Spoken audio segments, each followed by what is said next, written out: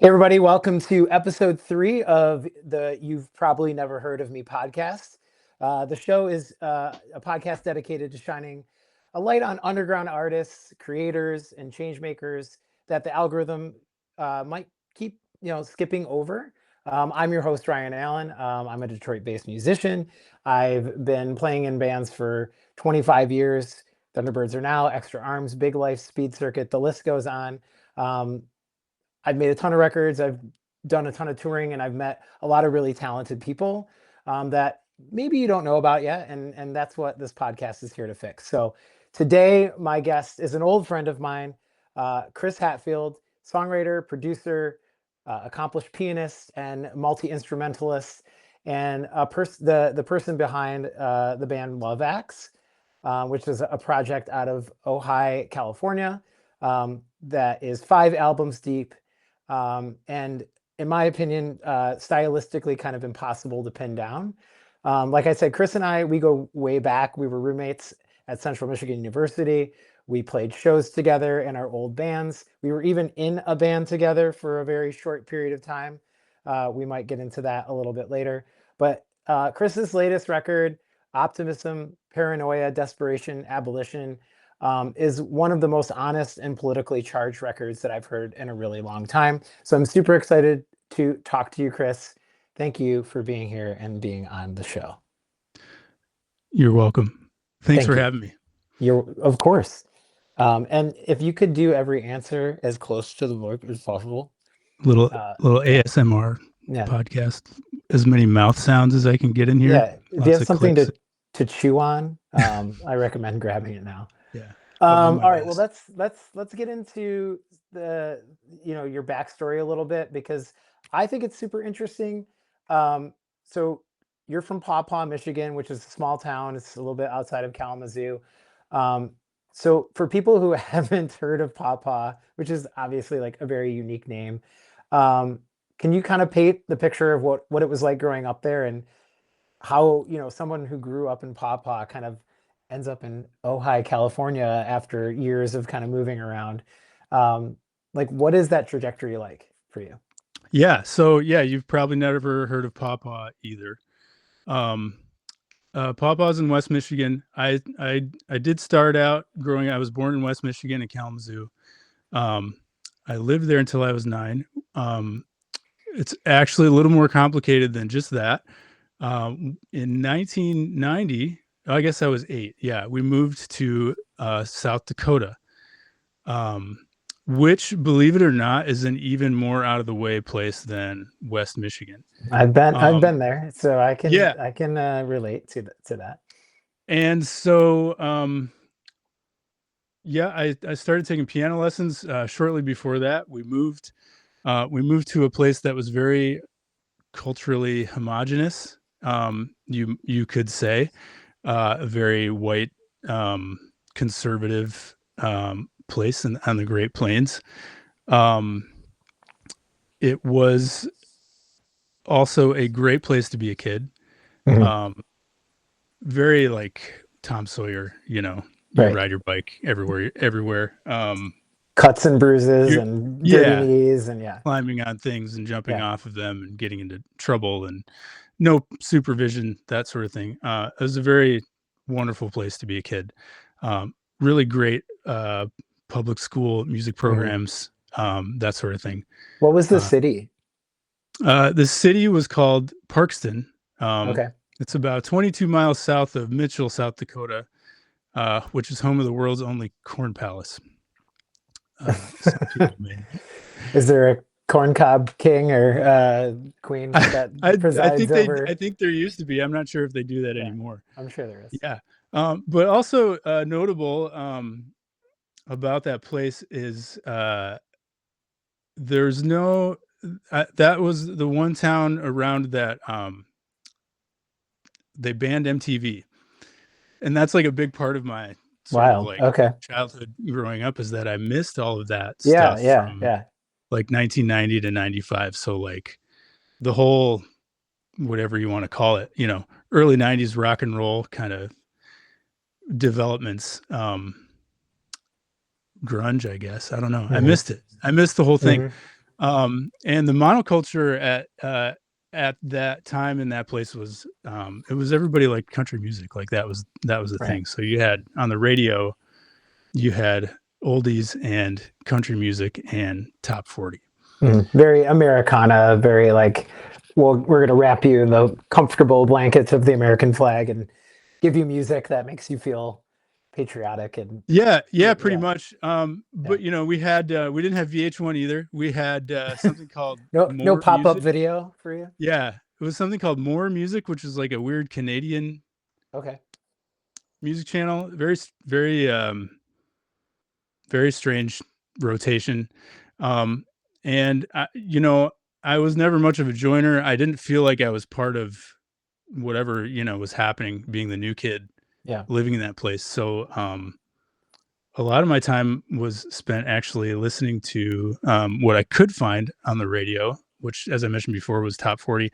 At that time was like R&B, like early 90s Hmm. R&B. Things like Mariah Carey, Right. Boys to Men, All for One. Not a horrible You know, trade-off, honestly. Like, I mean, that music is, and I might be jumping ahead here, and yeah, I'm sorry to cut you off, but just, no, thinking about the complexity of that music, the sure, way that the harmonies work together, the grooves and the sort of like, kind of like fluidity of a lot of that stuff, like, um, I can, knowing that now, I mean, it might not be like front and center with the music that you make, yeah, and like something that like the layman could, identify immediately, but like I hear that in what you do. I think maybe in your sure. vocal Hmm. performances there's a soulfulness to what you do, and that's like maybe like a unfair way to describe it, but there's a deep kind of soul that you bring to your songs, especially vocally. Maybe I'm, making an egregious like a relationship between these two things, but I can understand where that might come from given what you had access to growing up. Yeah, no, I mean, I'm also a very deep, soulful person. We know Clearly, this. We know yeah. this. You are Uh, you are. Don't sell yourself short.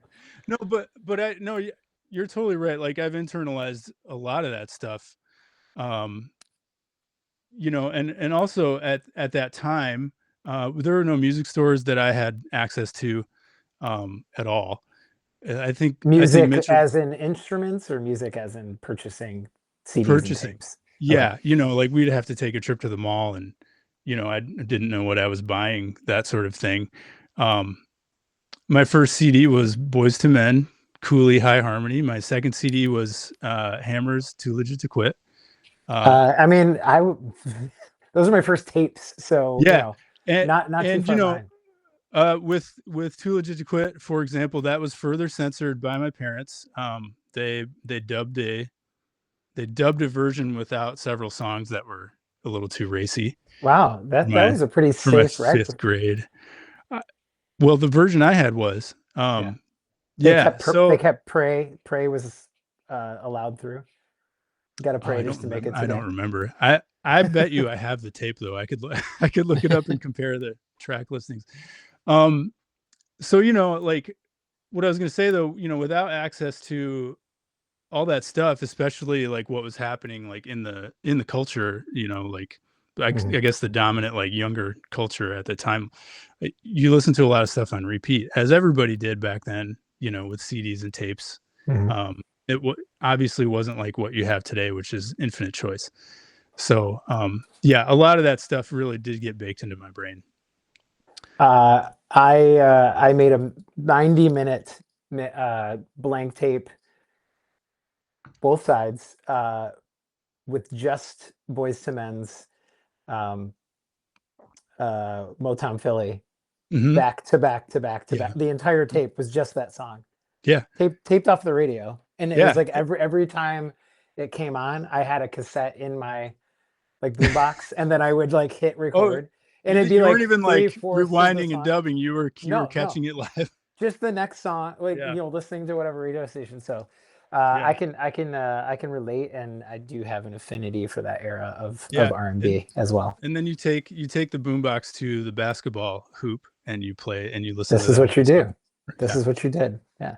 A lot of that. Simpler Yep. times, man. Simpler Yeah. times. Yeah. Yeah. So I had a very, excellent musical education in that place, despite Yeah. its sort of limitations, um, because of, like I say, the public school music system and just whatever, and country music too. Like, don't get me wrong. Like at the Hmm. time, I was very like, this is not for me, Right.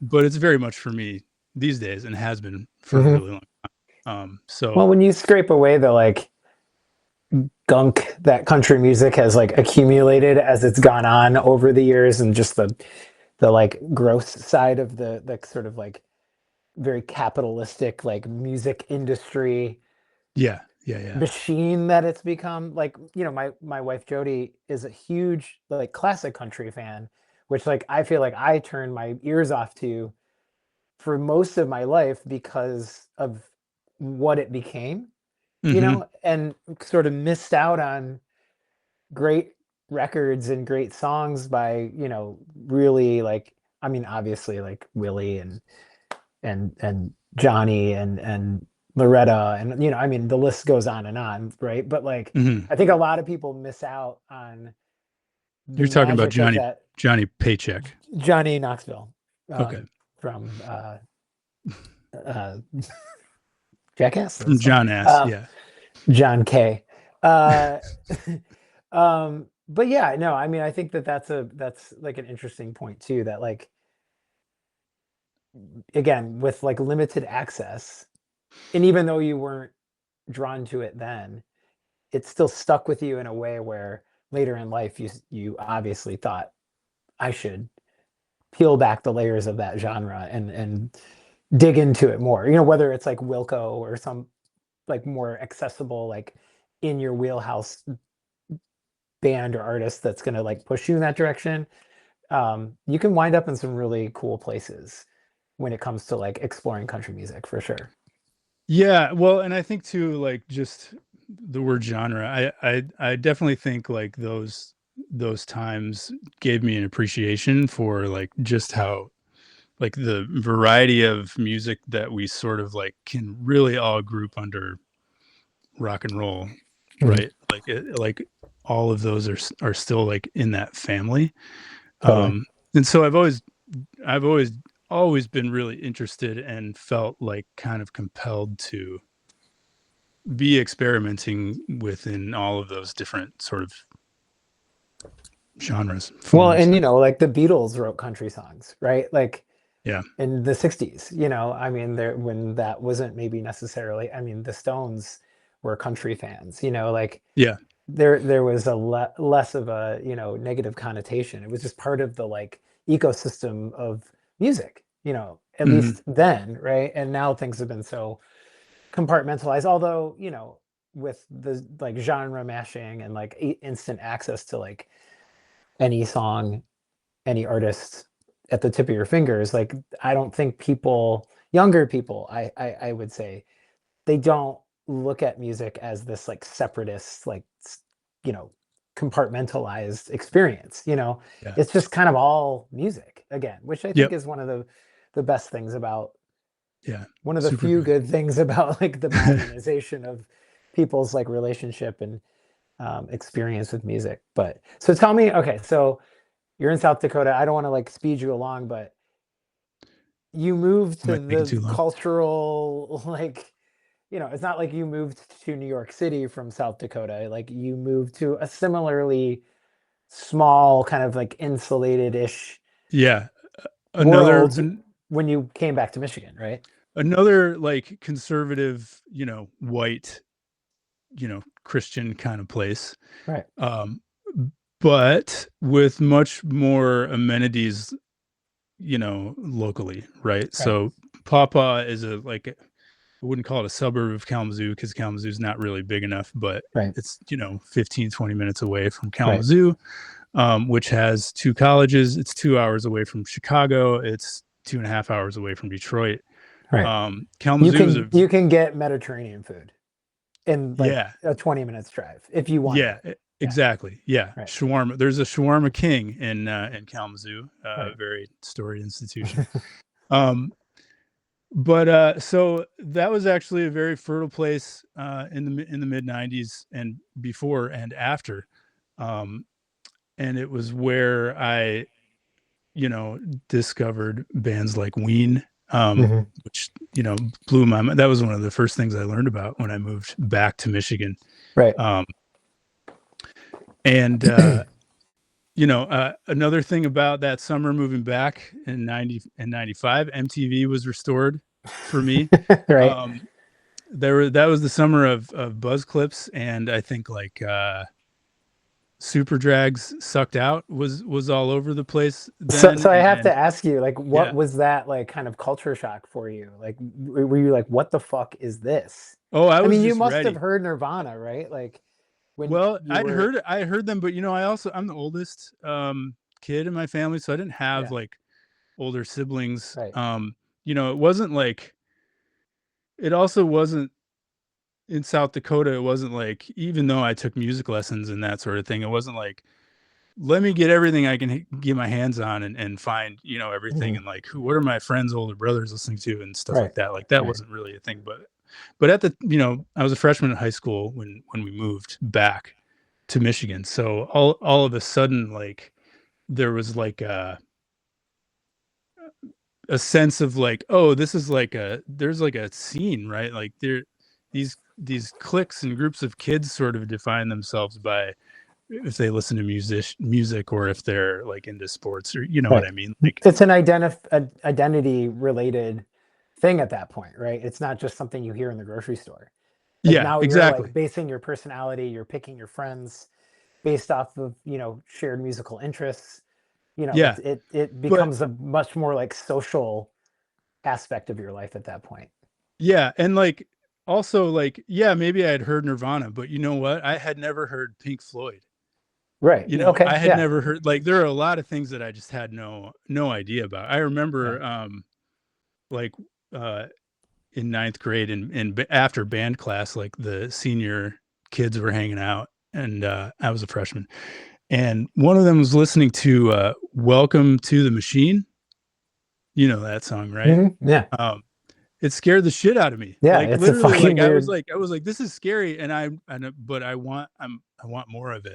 I'm hungry Yeah. for this because it's Yeah. freaking me out. Like, these Ween songs that like are on this mixtape that somebody made for me are Hmm. freaking me the fuck out. Yeah. Like, what is this like feeling that I'm getting from this Yeah. music? Like, Yeah. there's universes in each song. Um, Yeah. the That other uncomfortable kind of like feeling that you get from numbness. hearing something new, like that's how I felt when I heard Nirvana. I was like Yeah. 11 years old, and you're like, Yeah. what in the fuck is this guy screaming about? And like it was scary, like my Yeah. libido, mosquito, like what the fuck is that? Yeah. But you want to find out because it is that it's almost like seeing like a horror movie like Night of the It's Living Dead or something like that, where you're like, am I supposed to be seeing this? Yeah, Like, it's very much like that, and like, mhm, things like all the weird like hidden tracks that were on records at the time, mhm. like like Undertow from Tool. Do you remember? Have you ever heard that? Like, I there's crazy shit. never had a Um, Tool phase, but yeah, I yeah, am an appreciator of the era where CDs, were 80 minutes. So people are like, okay, like this like fucked up weird thing we did stone in the studio. Let's just put it at the end, and yeah. nobody will know the wiser. But yeah. Another thing about that year was the advent of 1-800 Music Now. Do you Okay. remember this? No.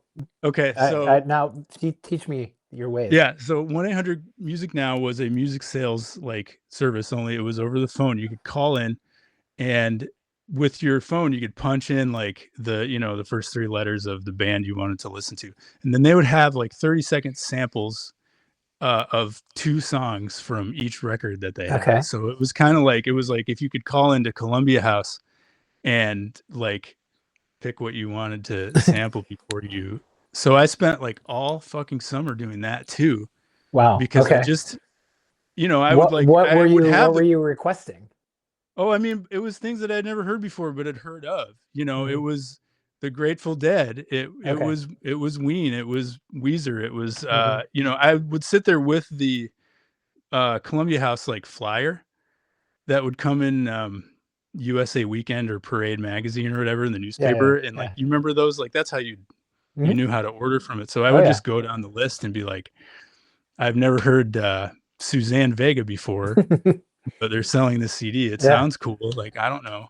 Um, so yeah, that was that, and then I was really kind of just off to the races as far as trying to get my hands on anything that I could. Yeah. But I went really hard toward like distorted guitars Okay. for many Yeah. years. Right. Smashing Pumpkins. Oh, I did have a ska phase at that time. Oh, I didn't know that about your I ska don't know phase. if I should admit that or talk about it. Big breaking news. Chris Hatfield fans. Chris was I into wasn't the only ska. one. There was a lot of kids in my high school. Mine too. I did not Yeah, have ska phase very proudly, and I still never yeah, have. I fuck with the specials, but that's where I kind of draw the yeah, line. Well, classic ska is fine, but yeah. I don't know shit about that, man. yeah, you got to get some We're talking Desmond about Decker in mustard. your life, No, this is Mustard Plug and right? MU330 and Right. Real Big Suicide Fish. Machines, yeah. Yeah. Yep. Well, I mean, so you sort of go on this like journey, Yeah. honestly, right? Where you grow up, in Kalamazoo, you move to South Dakota, which, as an aside, is a name of one of your records, and For some reason. Yeah. I'm not sure how you came up with it, but and then you're back in Michigan. You're in high school in Paw Paw, still small town, still very conservative, but still, like your access to culture has like expanded, right? Yeah. Yeah. Yeah. And then all of a sudden, not that again you are going to move once again to a cultural mecca by any means, but you graduate from high school, you go to Central Michigan University, which, if you've never been there as a listener, I mean, it's probably much more built out and expanded at this point. But when Chris and I were students at Central, it was very much a small town. No mall. There wasn't a Gap. There was one record store. Were there bookstores? Maybe one. I don't know.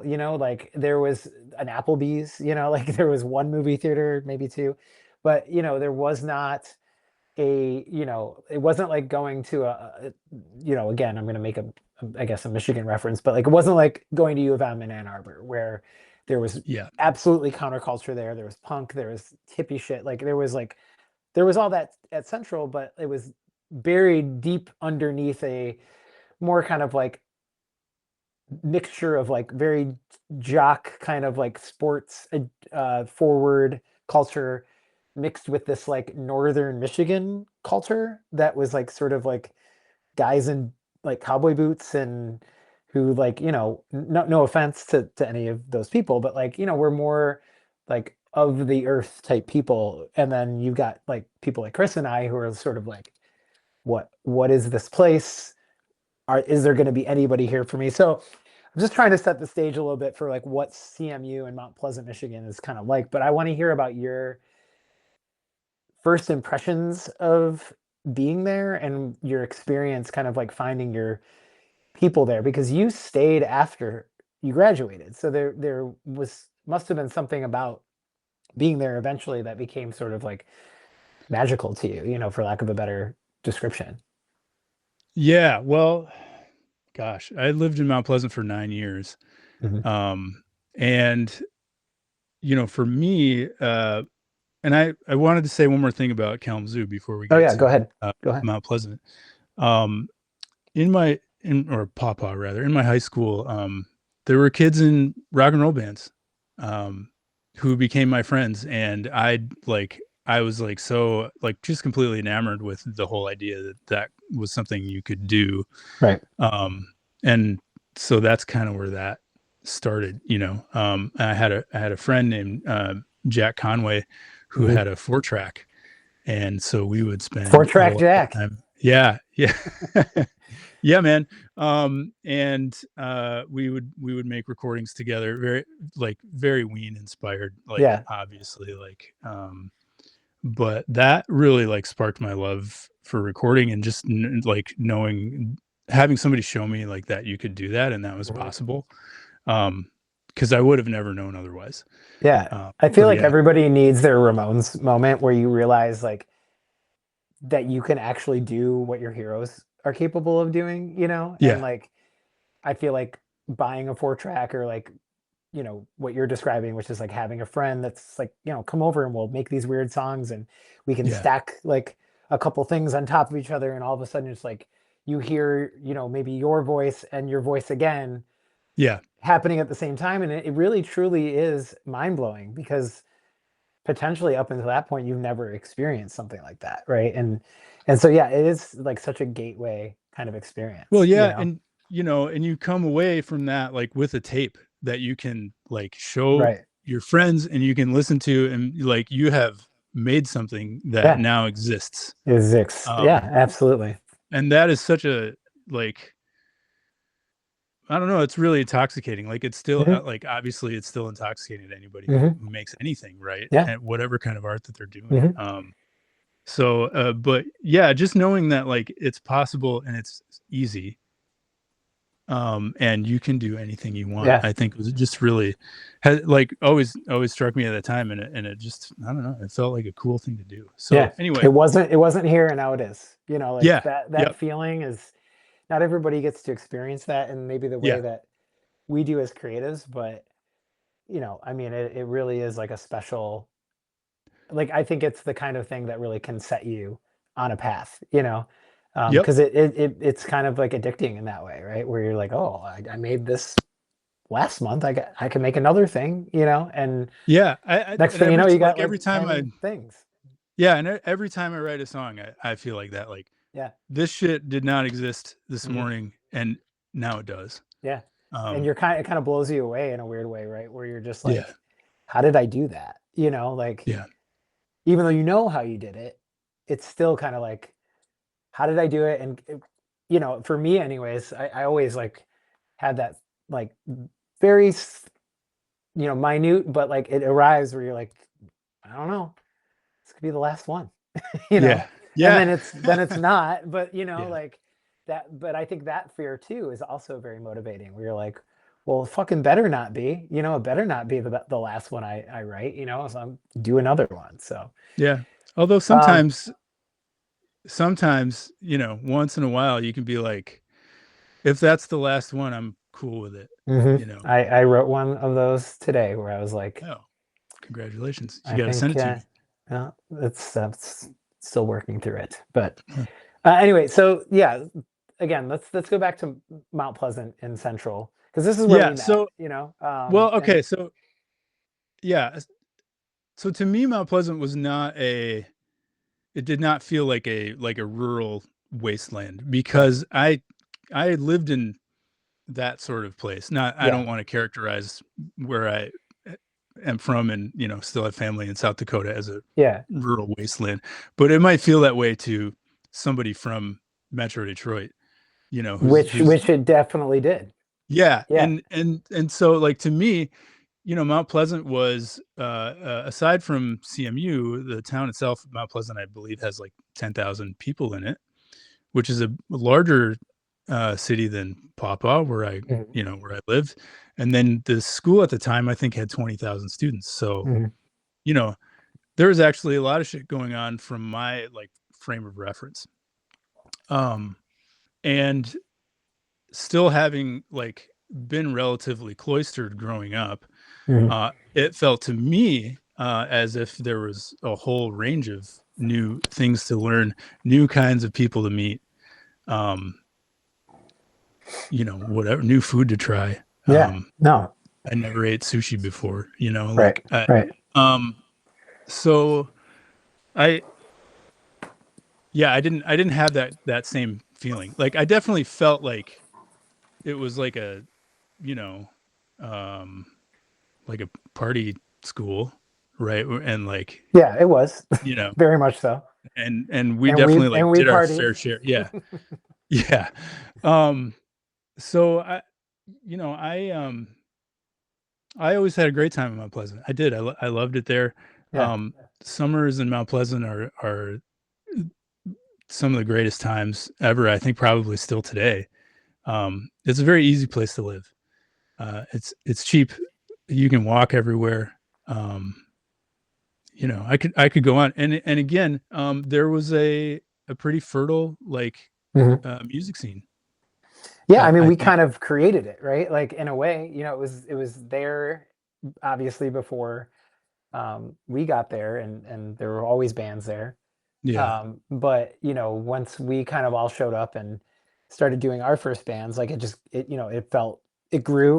We got bands to play there, come up. I mean, the famous like Small Brown Bike Show was a big deal there, but other bands from you know the Detroit area would come and play at the record store. Our bands would play together.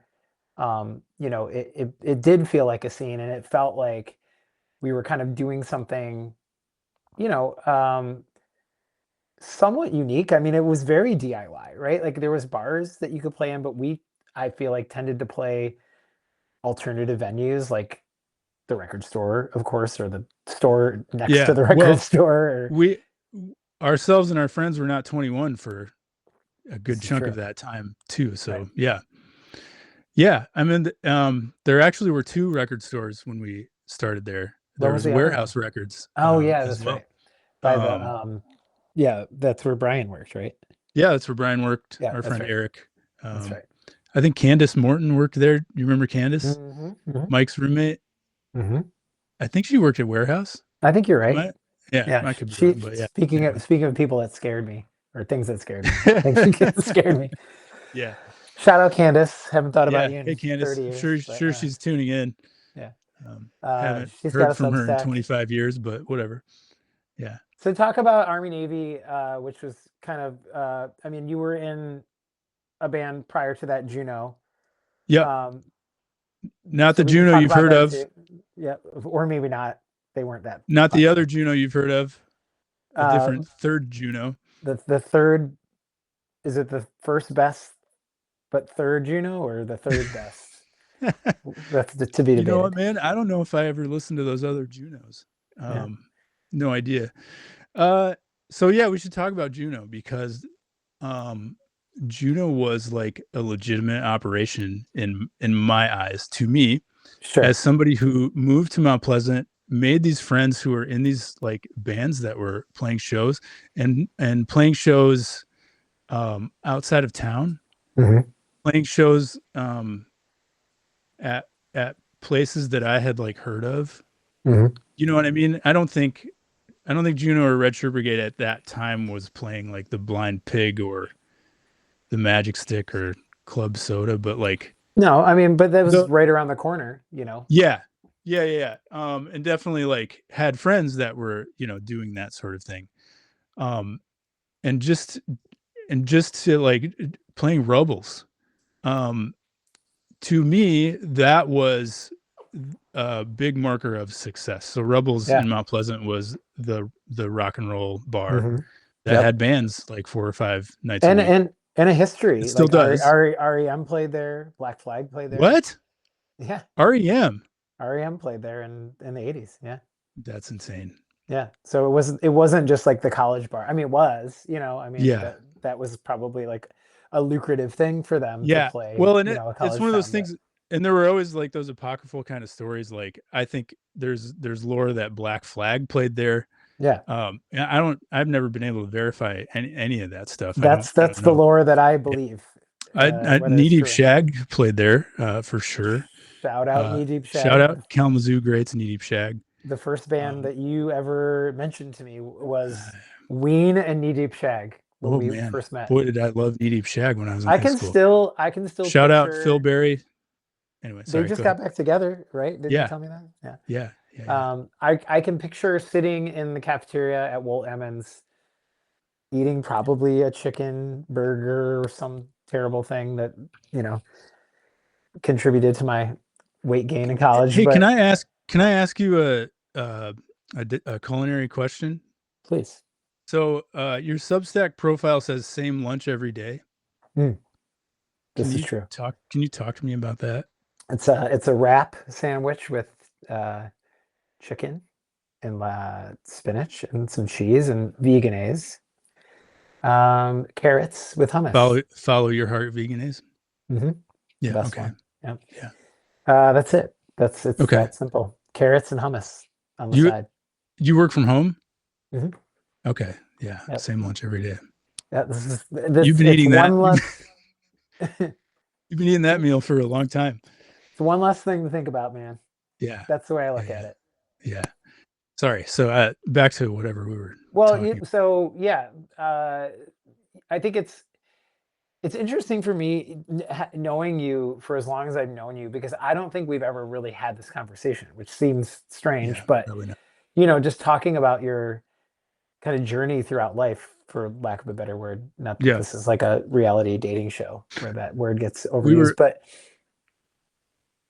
we were going to talk. We were talking about Juno.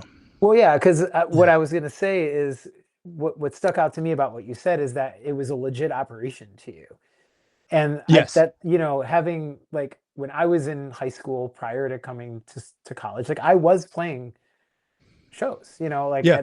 at like punk and DIY venues in the Detroit area, I mean, playing in the back of record stores. And Yeah. not that any of the bands that I was in up until that point were like really doing anything impressive, but like think, especially like hearing you talk about it now, I maybe at the time wouldn't have realized this, but I took my privilege for granted, probably, that I was able to, I grew up in a suburb of Detroit. I saw bands at St. Andrews Hall and the Magic Stick, and in fact played the Magic Stick with my high school band, Yeah. in 1997, right?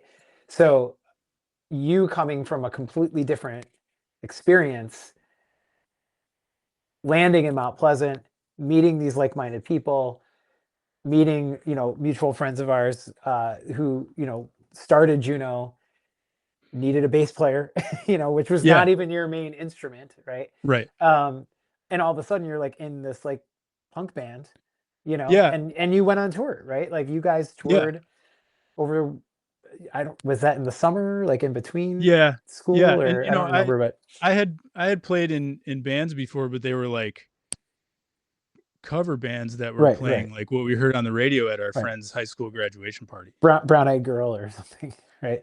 Yeah. Yeah. Yeah. Yeah. And so to like arrive in this place and meet these people like you and Mike and Mhm. Heath and Dennis, those guys that were in Juno, like, and had, CDs, again, all this stuff is DIY, like knowing how, I don't know. I feel like I make the most independent records of all time, which is a really important thing. But Yeah. like just knowing that it was a thing, you could book a show and people would come to it at a venue with a stage and a PA where they were like serving drinks, like that felt just Mhm. very, very real and cool. And it was a thing that I like didn't know if I'd ever be able to do Right. on my own. And yeah, I was asked to join that band at one point, and it wasn't because I was good at bass, it was because we were friends. Yeah. And that's, I think, an important, that's the other like really important thing about playing music, is that it's something you do with your friends. Yeah. And you make friends that way, and you lose friends that way, and Mhm. everything in between. But I think like ultimately, like, playing music is about connecting with people, whether it's while you're playing the music or all the things like around it.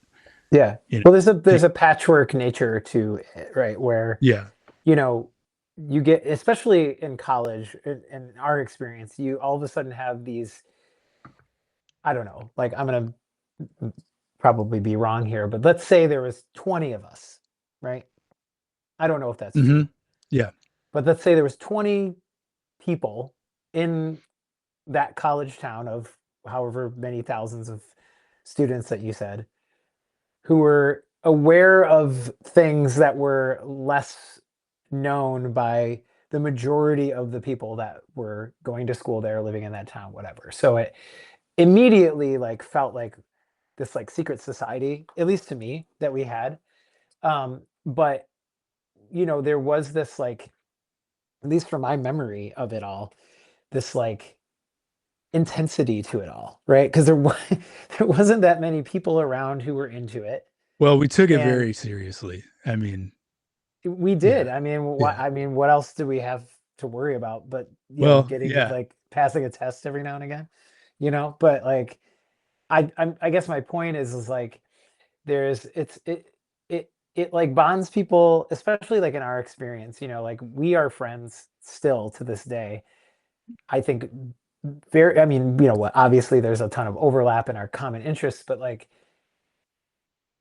that experience that we had in that very like condensed period of time, Mhm, all of mhm. us together, was super special. I felt like there was something that we almost had to like, you know, it's like, can we be like good at this in this place where like people might not care about it, you know, Yeah, and still enjoy it? And a big part of I think why it was so fun is because we genuinely like loved hanging out with each other and you know trying to figure out how to do this together, you know, and everybody like yeah, I guess I kind of missed what I was gonna say, but everybody came from a different place, right? Like you had people who were coming from downstate who lived in the Detroit area going to school there. You had northern Michigan kids, you had West Michigan, East, you know, and then obviously people from out of state too, where it's all of a sudden you just get this like melting pot of people and you're like, here's some instruments, here's some, oh, that's my dog calling me. Now we have to edit this out. Maybe, okay, maybe not. go get One him. second. Don't yell at me.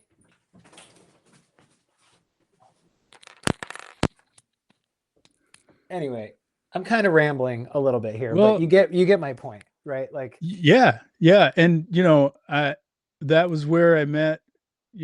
I'm like I'm incredibly grateful for that experience in Juneau. mhm, And we've both continued to like have relationships, musical and otherwise, with people from that band. mhm. Throughout It's these crazy to almost think about. 3 decades. Um, yeah, and we're not even scratching the surface of everything Sure, that sure. happened in Mount Pleasant. No, and Um, we could do a dedicated podcast to yeah, just yeah, our um, college at, experience, but yeah, and so at one point, Juneau was no longer. Um, Three of us from Juneau reconstituted in a mhm, much different format, with me playing piano mhm. and Dennis playing guitar and Heath playing drums. No Um, bass, which is no bass, maybe a little ahead of its time. and probably ill-advised and hard to listen to. It worked. But on the recordings, like there's bass Yeah, because certain people insisted, and we'll get to that, yeah. We know sure, who here. that is. But also, like, Heath and Dennis like went on to also participate in Love Acts, Hmm. up through like very very recently. So Hmm. those were like foundational relationships for me, starting from that very first endeavor up there. Uh, And our Army Navy was as you mentioned, it was the three-piece band, no bass. It was you kind of like stepping into that like leadership role, right? Of like yeah, you were writing the songs. It was learning piano how to sing. led, right? Uh-huh, Like yeah. what was that kind of like transition, like going from sort of being like bass guy where you were writing some songs, right? You brought some songs to Juno, I feel like, right? I brought some vocals. Okay, I don't think we ever played anything that I wrote, because it wasn't stylistically like right. I couldn't do what Mike and Dennis did, But you because had they were guitar players. you definitely had like an influence in your own way, but it wasn't you kind of like, you know, doing what you eventually did in Army Navy, which is kind of like being the orchestrator of, you know, the end result, right? Not to Yeah. discredit Dennis and Heath, which, you know, as a three-piece, I know that everybody's kind of got to like show up in order for Yeah. something Yeah. like Yeah. that to work. But talk to me about like the, you know, stepping into that role and like those first batch of songs and just like, you know, what did that feel like to kind of move into that? Like, okay, now like we're gonna do something that's more like authentically me, and that I'm, you know, like driving the car here. You know what I mean? Yeah. Well, I guess it's worth talking about piano. That was my instrument ever since I think 7 years old. Hmm. I took piano lessons all the way up through high school. I became a music major at Central Michigan with a concentration in piano. So I wasn't gonna really play anything else in a band. Right. That's when I was supposed to be practicing piano. I would end up writing songs, um, and very strange songs and weird keys and like weird time signatures and a lot of like experimental things and really just things that like were interesting to me. Hmm. um Looking back, I don't know like how artistically successful like all of that was. Some more than others, but definitely very like authentically like coming from like here. Yeah.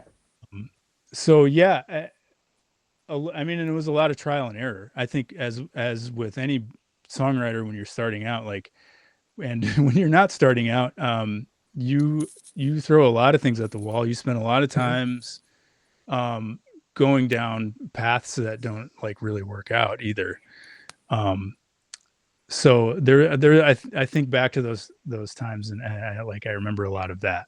Yeah, A lot but of that's like, so important, right? Because yeah, that is how you figure out who you are as a songwriter, yeah, is doing exactly what you just described. yeah, yeah. A lot of like, learning how to sing, Hmm. learning how to just do stuff that sounds good, and like, um, a really important thing is like being able to record yourself Hmm. and hear that, and so like I want to take a detour here to talk about Brad Allen, Yeah. um, and the Our Leisure Studios, in his basement. Legendary Yeah, space. yeah, and so I don't know how much background we need to give about your own dad on your podcast. I can do. Um, I can interview him, and yeah, we can set yeah, the yeah. story straight later. So, but Juno recorded an EP with your dad first, Yep. Hmm. and again, to me, that was a legitimate operation. I mean, we're talking like a basement studio with acoustic treatment on the walls and like Hmm. all kinds of microphones Hmm. and like multi-tracking and all of this stuff that I had never encountered before. Hmm. For like the cost of a bottle of rum Rum. Yeah. and some maybe were we buying him cigarettes back then too? Like Yeah. maybe Yeah. we were all Yeah. smoking in there. Yeah. Um, and so like, Weird to think that he was our age, basically, oh at my that time. god, yeah, Yeah. wow, Sorry to make yeah, you feel that's extra nuts. old. Yeah. But this was a resource that was really inconceivable to me. And Hmm. so to have like an adult like who's there like helping you like learn what this is and like, guiding you through this process, um just was really amazing. And again, you could take something home and you could Hmm. give it to your friends. You had it at shows. And I think it's easy to it's easy to forget like how revolutionary that was Totally. at the time. Hmm. Because especially because today, because it's so easy and cheap to get recording equipment and You can so record an do entire record on your fucking iPhone if you want. yeah, yeah, yeah, yeah. But it was really it was a whole new world. It was very exciting. And so like and your dad was in that basement recording studio was really the locus of like another scene entirely. Hmm. And I'm sure you'll cover suburban sprawl and all that stuff someday soon on here too. So I don't know, Yeah, you know, I think one of the things that when I think back to that time and I think about you specifically, like so again, I don't know who knows my history that would be listening to Yeah. this. I suppose you might know Probably everybody, right? something about me, Yeah. but just to set the stage, when I was in high school and then, early in college, some friends of mine, my band at the time, I guess it would have been college. So like freshman year of college, was called Red Shirt Brigade. And a couple friends of mine, Adam and Eric, decided to start a record label basically to put our EP out, right? But what that turned into was really a scene of bands and kind of centered around Livonia, where I grew up. But other cities. But when I met Chris, it was kind of this like ushering the kind of new person into that world, right? And I don't want to make you feel uncomfortable, but like once you became like intermingled with not just like our friends at school, but like my friends from home who would come to school and hang out with us sometimes, and of course we were all doing bands and stuff, like everybody would probably agree that you were hands down the most talented person out of all of us. Maybe a slight contest between you and Zach, but That doesn't make me uncomfortable at all. good. It should make you feel fucking invincible, man. But I think that it like there was this kind of like, oh, who's this dude? And what's he all about? And I mean, Army Navy played with those bands. You released your Did you release an Army Navy CD on Suburban Sprawl, the one that my dad did? Yeah, well, it was again, hey Eric, can we put this out on Suburban Sure. Sprawl? You don't have to do anything. Yeah. We're just gonna put the logo on it and like it'll be on We're the gonna website, burn the CDs in our on Yeah, our but it was on Suburban Sprawl, man. It was roulette on a package. label that Mhm. gave it legitimacy, Totally. you know, in at that time that, that you couldn't get it anywhere else. Well, music Um, is it's a weird game of like ever evolving legitimacy, and yeah, it's so different from person to person. What they decide legitimizes what you're doing as a musician. Like for you, it's one thing. For another person, like it could be something completely and totally different yeah, that is maybe seen as unattainable by person A. Person B is able to accomplish or whatever, but maybe person B is looking at person A and going like, well, I kind of missed out. Like I didn't do some of those things. Like I never played a house, yeah, like, or whatever. So that, I think that's a very interesting concept that could be its own yeah. podcast episode Well, on its own. But and it's so funny too because again, it really does like it lends credibility. Even and I think people don't realize that like most operations are DIY. yeah, I mean, really everything is. It all is unless you're really like somehow making money. But I remember when those transatlantics were like gearing up to put their first full length out on Suburban Sprawl.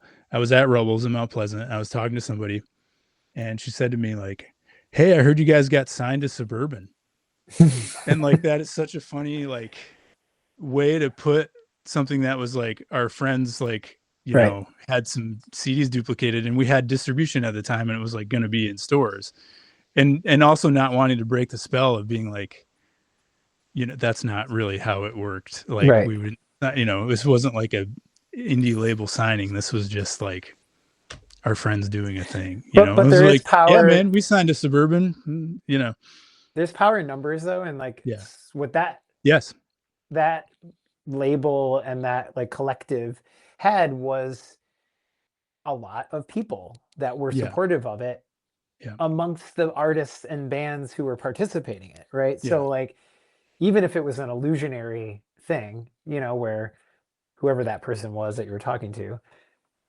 assumed it was bigger than it actually was, it yeah, kind of doesn't matter because at the end of the day, the illusion was enough for people to take it seriously, which I yep, think is kind of the point, right? Like not that yep, it was concocted in that way. It's very organic and natural, yeah, but that is what a scene ultimately becomes, Yeah. and if you're outside of that scene and have awareness of it, but maybe aren't like super connected in the way that we were to like knowing the backstory and knowing kind of like where it came from, I could absolutely understand why somebody would be like, that fucking rules, Yeah, and they were stoked for us, and like, it was great. and in And reality, it does rule. Like, no yeah, matter yeah, if there was, financial, like it was backed by, some angel investor, or if it was just a bunch of friends yeah, deciding like, well, we want to make sure people hear this stuff some way, somehow. So this is what we're going to do. Um, okay. So we got to jump through time here a little bit. okay, yes, we're Army, going long. Navy, was sort of happening in the beginning of your college experience. Towards the end, we enter Those Transatlantics, Yes. which, remind me, was a band before you joined the band, Yep. correct? Yep. So that again was kind of a not Juno was a band when you joined the band, but they were a band before you joined the band with a different name and different person playing bass, Yep. so similar experience where it's like, and you were kind of like not leaving Dennis and Heath behind in any way, shape, or form, but you were sort of pulled into this new project, new to Yeah. you. What Yeah. was that Uh, experience like at the beginning? How did you kind of get your songs inserted in the mix? Like, we probably shouldn't spend an hour talking about this, but I am curious, like, of the early days of Chris Hatfield joining Those Transatlantics. What was that yeah. like? So Army Navy was kind of like running its course, because Dennis moved away. He moved to Ann Arbor, Right. to finish college. And so it was just Heath and I up there, and logistically, it's hard to have a Mhm. band when somebody lives that far away. So, Was this the um, I Save Latin era, or was that? that was when Dennis went to, England for that Oh, semester. that's right. Yeah. That's right. That's right. Yeah.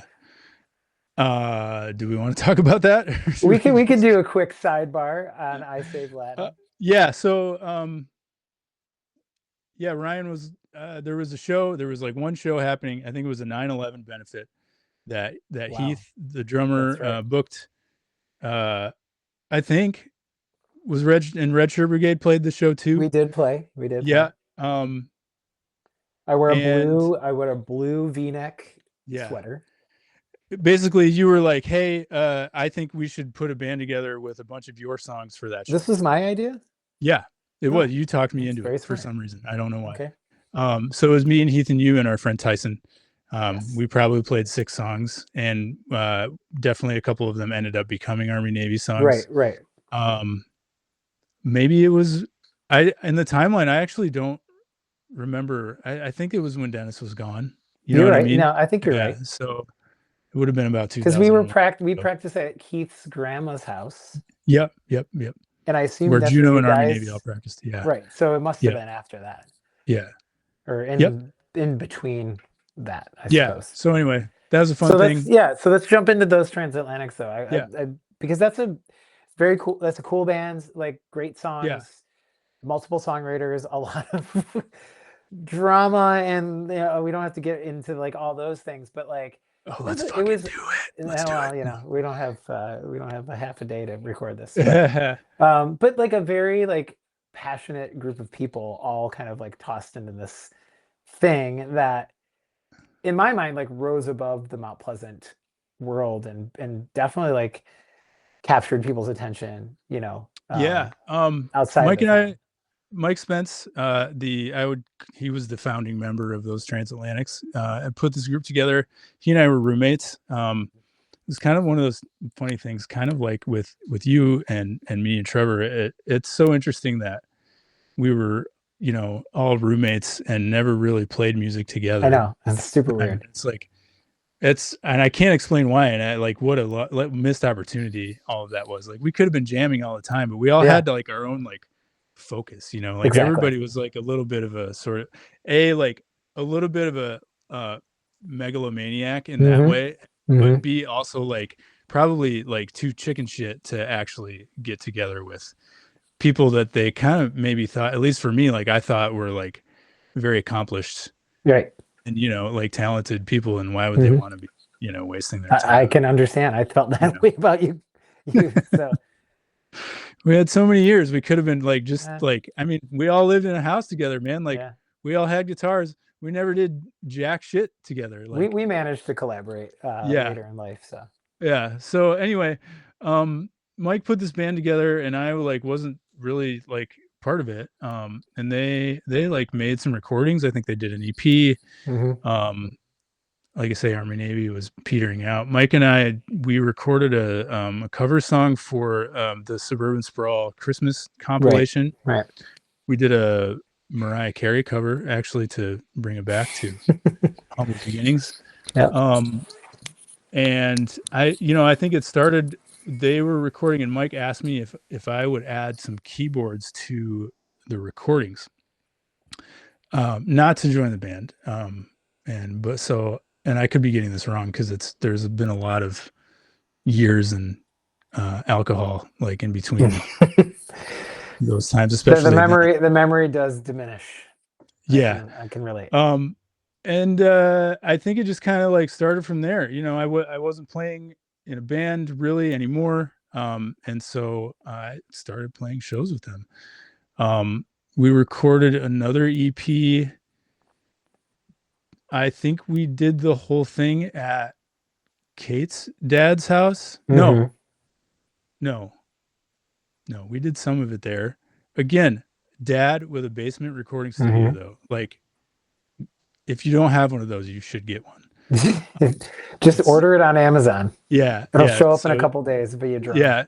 Shout out to Dan Bracken Sr. For that. Another accomplished musical Mount Pleasant resident. Where do we record? Family. Yeah. We made our EP at Norm and Collins. Oh, okay. Yeah. In Owasso. Yeah. Was it Colin? Was Colin with Norm back Colin then? Dupree. Yeah. Was that before or after Thunderbirds made that? That was after, because you guys in Recital had Recital. I think went there first, and then we went there. And then you guys, yep. And we made an EP called "You're Seated in the Back," which I think was like to this day, I think might be the best like distillation of everybody's sort of talents in that band. I think like the like vibe on that is like still has like a lot of innocence on it. Things were very good interpersonally in the band at that point. We were just like very excited about playing music with one another, and it was great for me to not have to sing, to not have to like carry so much and just kind of sit back and like write a song or two, play keyboards, that sort of thing. And that, let's see, when would that I don't know, 2004 2000 that's got seems right, because I was on my way out of Mount Pleasant when that band really started to like do more. Like I was already gone, I would say. It was clear like our like the sum of our parts were like greater than anybody's like individual like contribution. Like it just really like gelled musically, and I think we all kind of knew like this is a good band. Like this is good, Well, everybody could play, and they played well together and listened to each other. I mean, there were some, at least from like an outsider's point of view, like there were some songs that might have been like a little overcomplicated at times, but just because everybody was so good on their instruments that it was kind of like, well, why wouldn't we put some tricks in there and but it was also like that's how you write it. That's how you're a good band, is like your songs have a bunch of parts. Like I was guilty of that for so long, and so many like Army Navy is full of that kind of thinking. Clever, like, and interest. Kind of the funny thing about Those Transatlantics is it didn't really start out that way. I think it maybe trended towards that later on. But when you started to kind of contribute more songs to the band, how did that sort of like how was that received? Like, was that encouraged? Was it like, Chris, you should write more? Like, you know, how did that Yeah, I kind of mean, like go from it being like, come play keyboards to like well, it was, for one thing, it was like where it really sort of ended? exciting. It was really exciting for me to be able to write songs for that band because it was like not my voice. It was for like phenomenally like talented singer Hmm. who like, has an amazing singing voice. Hmm. I could And write. great stage presence and a good lyricist too. Honestly, she's great. Yeah. And all these things, and like everybody in that band like was fucking great. Like, Hmm. Joe Clark on bass was probably also the best guitar player and maybe drummer in that band. And no Yeah. shade on Mike or Trevor, and they would probably agree. Like Mhm. at that time, Joe had chops. Like, Every band but needs every one of those yeah, guys, everybody one of could. those people. Yeah. And it was just great to be able to write, and to be able to write, and like here's where we start. We go back to like genre and like new avenues and new ways of expression, and Hmm. new more notes that you can sing, and more Hmm. things to say, and more Hmm. perspectives to write from. I find it so much easier like when I co-write and stuff like that, if I'm not singing, to write lyrics, Hmm. because it's easier for me to sort of put myself in somebody else's shoes for like that sort of sincerity, Hmm. authenticity kind of thing. I don't know Yeah. if that makes any sense, but No, it so does. it was I, like it was really like an explosion of like creativity, I think, for everybody. yeah. Yeah. And because like I wasn't the only songwriter. um Mike would write stuff, they would write stuff together, we would write stuff together, like I would write stuff on my Hmm. own, so like we just had a ton of music like Yeah. really quickly. So It yeah, it was was kind of good. like a fireworks show of a band, Yeah, like every firework, like when you're yeah, watching a fireworks show, like every firework that goes off has its kind of own unique display, right? yeah, And I feel like that was the members of that band, but also the songs sort of had that nature as well, where yeah, you're sort of like almost in awe of it, quite frankly. But yeah. so do you think, not to speed it up again, but like Love Acts eventually, kind of is born, right? Do you think the experience of like writing in all these different projects, and Army Navy was kind of like Chris's songs, and then you're in those Transatlantics, which is more of a like collective and collaborative, and but your songs are in the mix. But then that sort of wraps up. Was Love Acts like the first Love Acts record? Was that like the next thing you did musically after those Transatlantics?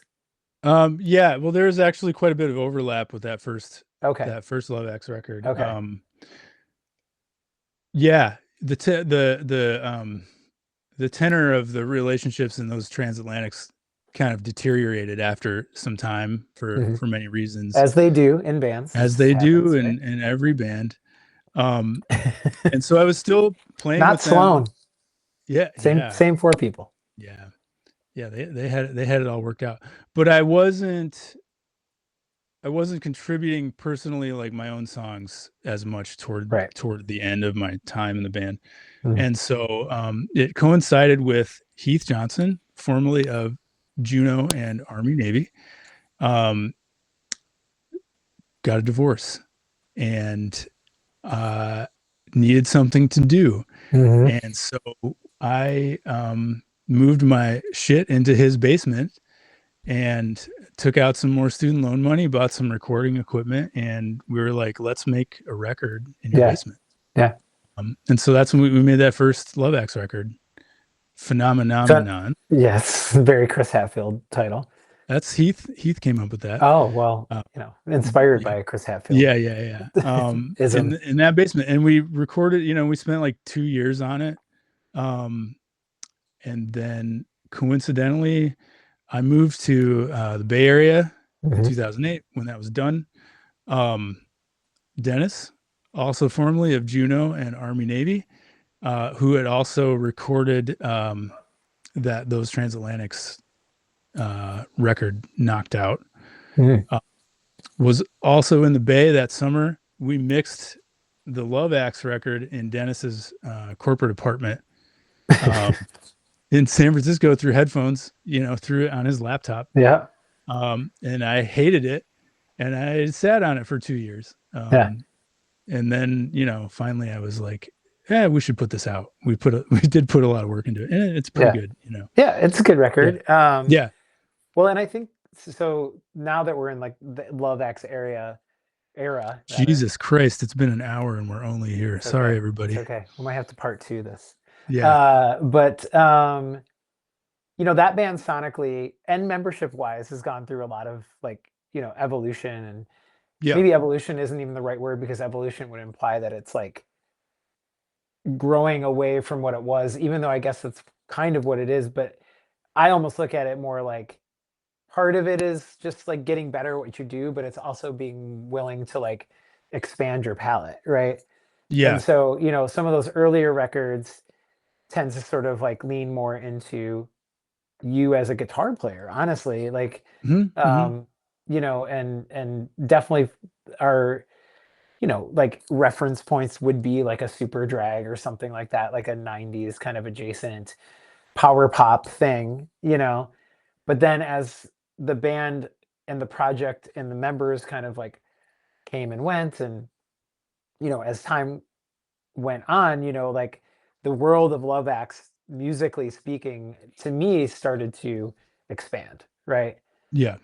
And especially on that, like, I think the Food and Linear Valley, especially, um, while the Food has like elements of earlier Love Acts kind of sounding, songs and or whatever, like there's still a willingness to like step outside of whatever that was, and then Linear Valley is like a basically like an electronic record, like a synth record, right? Yeah. But like, talk to me about that kind of trajectory from like,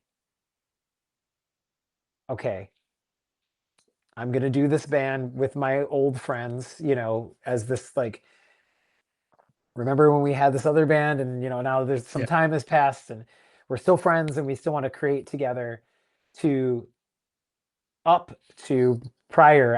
I want to save the newest record for its own like Yeah. sort of section of the conversation, but like talk to me about everything leading up to the newest record.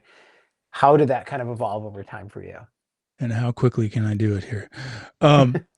So And yeah, go.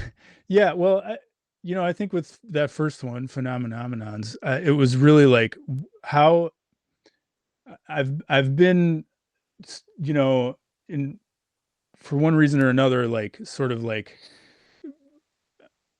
I don't limited in what I can contribute to those transatlantics. So like, but I'm capable of a lot of things, I Mhm. believe. Right. Mhm. So, and it's like, we have time. We don't have any pressure. We don't have any shows. Like, we have a basement full of microphones and a lot of weed and beer and cigarettes and like, That's all you need. yeah. And I was in grad school at the time, Mhm. making that record. So doing a lot of other like, you know, musical expansion in many other ways, with playing in the university ensembles and that sort of thing. So it was really just like following wherever things took me, with that first record. But really by the end of that, like, I was very into playing guitar, Right. and the reason for that was really because I was starting to do the same things on piano. Mhm. At, at, I'm everything I make is a reaction to the thing that I last made. Yeah. Right. Same. And I Yep. really hate repeating myself. I really I don't think there's a point in doing anything if you're just going to do the same thing again. Yeah. At least artistically, like for me, that's not very interesting. Now I love it when artists that I like just keep doing their thing, Right. like consistently, like when they have moves that they go back to and they do, I'm like, oh yeah, Yes, there it is. Like, Yes, like Stereolab is a band like that, where you're just yeah, like there was like a trajectory of Stereolab records that sounded exactly like the Stereolab record before, and I was like, yeah, I fucking love this. I do not yeah, want you to change at all. But yeah, no, I can relate. I mean, I'm the same way. Like yep, every new thing is a reaction to the old thing, yeah, and the fear of repeating yourself, I think, is part of that too, right? Like, yeah, where it's like this is a rut. Like repeating yourself feels like a rut to me, yeah, and it feels like I'm always gonna do like what I do, but like I don't want to dig myself deeper into a rut because when I decide to get out of it, it's just going to be harder to get out of. So why don't I yeah, just avoid the rut altogether and start a hardcore band or yeah. whatever the Well, like answer to that is? You know what I mean? and I think that's why it's really important to continue to like bring other people like into your world. Sure. Because if you when you spend a lot of time with people like you and yourself, you learn your own limitations, you learn their limitations, and you kind of start editing and like, Hmm. you know, limiting like what you can do, knowing like, oh, we that's not like something we excel at, right? Right. So I'm not going to try that sort Yeah. of thing. You, So you talk yourself out of what could be great. yeah, so that's the genesis of the South Dakota record, um, in Oakland. I Yeah. met Eric Klein, Hmm. who was the guitar player on that. Hmm. A phenomenal lead guitar player. I mean, just fantastic. He was a friend of a person I was dating at the time, Hmm. and I had my guitar and amp over at her house, and he came over and he like picked it up and he was just like, like Yeah. ripped Yeah. off some riff, and I was I like, remember that version of the band, because yeah, that's the one you toured with when you played in yeah, Michigan. Yeah. yeah. And I was like, dude, we should start a band. And what was cool is that Eric had never been in a band before. Oh He was wow. Okay. 34 years old, Hmm. was, like a shit hot, like very accomplished guitar player, and had never like done it. And, it speaks Crazy. to like how difficult it is to get a project like that off the ground Yeah. for most people. It requires a skill set that isn't really musical. Sure. Um, and Yeah, so, it's called dealing with other people's shit yeah, and which them is dealing really, with yours. yeah, again, yeah, musicians are not good at that at all, especially like at a young age. And so we spent the better part of a year just writing. Yeah, In my apartment. He would come over on Tuesday nights. We would drink beer and smoke cigarettes and like just write things. And again, it yeah. was a lot of detours that were not fruitful, throwing things against the wall, just Hmm. trying out but being really free with it, Yeah, and just both of us being like really willing to try whatever. And really Eric like being very like permissive about letting me try stuff, even though he probably knew a lot of it wasn't gonna work. yeah. Um, but Well, he probably not having been in a band helped him be more open to things, because I think sometimes you learn in band settings how to shoot things down before you even give them a chance to fly, and so Yep. having somebody to collaborate with who didn't have that experience necessarily. I mean, I'm sure he had it in like other parts of his life, but Yeah.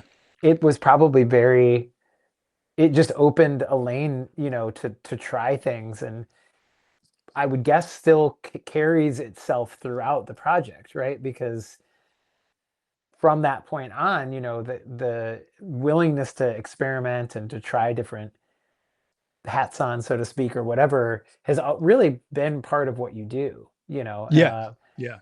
in a way that, like, if you were to like sit somebody down and have them listen to your records from like beginning to the newest one, you would probably that person would probably go like, wow, I didn't expect it to wind up here, Yeah. which is Yeah. kind of the best part about it, Yeah. in my And opinion. and he and I like we really learned a lot from each other. Like Yeah. he would teach me all kinds of guitar moves, and Mhm. I would talk to him about abstract music theory bullshit, and Right. um it was a really really great time. And then this this woman moved next door, Hmm. um, in my little apartment complex in Oakland, and I totally like Googled her and found out that she played music, and very organically in a conversation, um, Not planned managed on your part. managed managed to make our way to that topic. Hmm. And she was like, "Oh yeah, I play in bands, I play music, that sort of thing." So I asked her if she would be interested in auditioning for a band that me and my friend Eric were starting. Um, and she did, and She passed. she passed the test. Her name is Joelle. She is now my wife. She's in the room over there. Hi, Joelle. Phenomenal.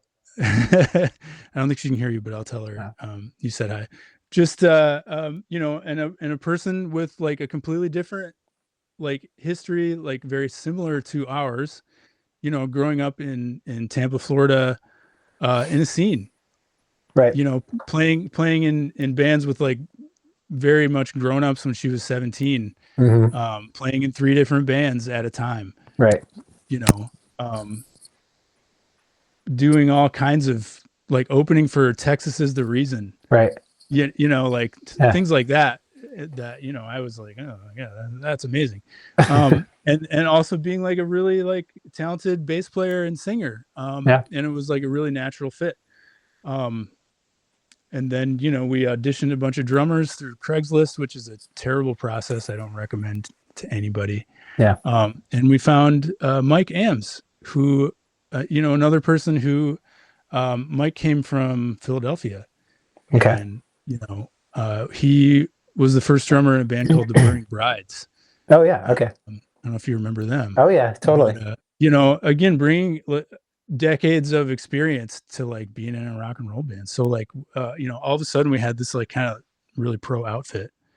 Yeah. And And that band was super like tight and yeah, complimentary of your songs, like yeah, I think it's very easy to like overplay and to not be listening to one another, and that from my experience, seeing you live and listening to those records, like you know everybody seemed to serve the purpose of the song, but could find opportunities to do what they do best. And I think those are the best bands, that can like find a balance there. But eventually this sort of becomes more of a solo project after a while, right? Like, yeah, yep. So Joel and I decided to move to Los Angeles, um, and like to like our great regret, like having to break up that version of the band, right. because it was like it was all good. We were all friends. We got along. We're all still friends. Yeah. Like the first time I was in a band with people that like didn't have a bunch of like interpersonal, Right. you know, It was easy.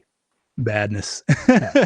Not a bunch of, but like, a certain degree of it. I don't So know. I Saved Latin was like pretty drama free. yeah, our one show was We knew, we were very happy.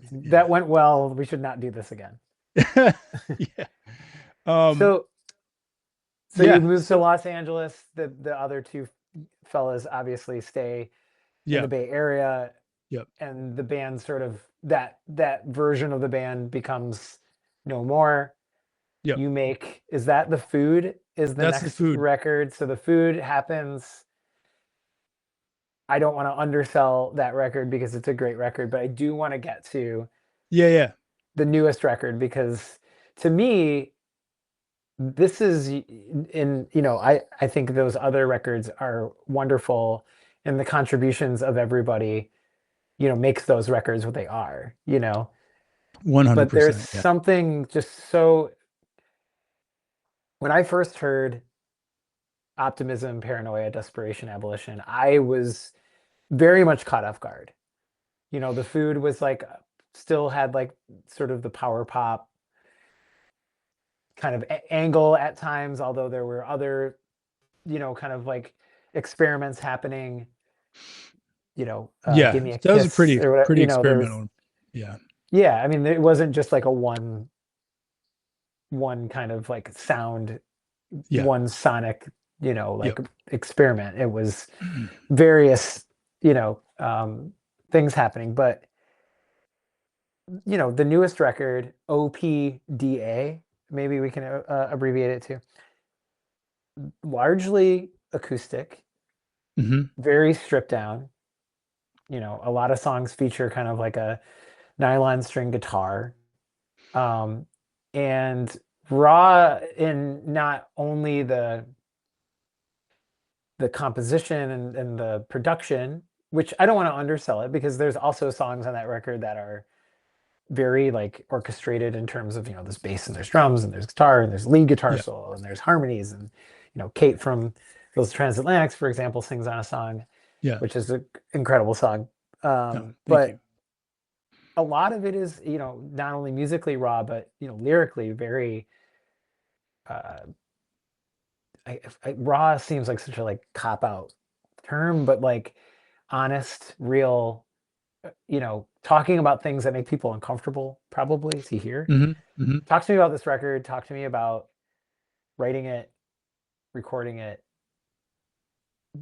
Yeah. Where did So it come from, and why should yeah. people who are listening to this listen to it? Because I think right now, especially, there's it starts very uh optimistic, Yeah. and then it goes into a paranoia phase, and then there's a bit of desperation, and then suggesting to abolish maybe the feelings that you had and move on from them potentially. But yeah, I want to hear it from the horse's mouth. Like, talk about this record. Yeah. I'm trying to think of like a good entry point. So I bought so that I we had moved from Los Angeles to beautiful Ojai, Yeah, California, which is a right. lovely little mountain town here, and a place that I hope to stay as long as I can. It's a very creatively fertile place. Hmm. There's a great, despite being such a small town, there's a great music and art scene here. Hmm. And so I finished with the food, which took 5 years to make. Um, I recorded and mixed it, and like anytime I make a record, I spend more time mixing it than I do writing Hmm. and recording it because I'm bad at mixing. Um, Same. so I really and so it was really, again, it was a response to the prior records that I had made, which were, the food was like a cornucopia of sounds and Yeah, colors and mixtape kind of genres and almost. Yeah. yeah. So I was like, I've really never done much with acoustic guitar. I love acoustic guitars. I love nylon string guitars. Let me buy a $75 musician's friend stupid deal of the day, like nylon string acoustic guitar, and just see where I go with it. And I had Hmm. also at the time, like I had gotten the Brian Eno Oblique Strategies deck. Are you familiar with Okay. that? Yeah. Yeah. For those who aren't, it's just like a deck of cards that has like a basically like a direction or a command on each one, Hmm. and they're not necessarily music or art related, but it's just like a way of thinking. And so the first one that I looked at was do something damaging and irreversible. Um, Okay. so I'm like holding this $75 guitar, and I was like, all right. So I just started like cranking on the tuners and not thinking about it or anything like that. And I spent like 2 minutes, and I got to this tuning that I had never made or played in before. Okay. Uh, but I very quickly realized, I was like, this sounds really good. This is Hmm. cool. And I figured out like very quickly how to play like major and minor, Okay. and some like diminished chords, like very Hmm. simply. They just kind of like lay it underneath Hmm. your hands very simply on the fretboard.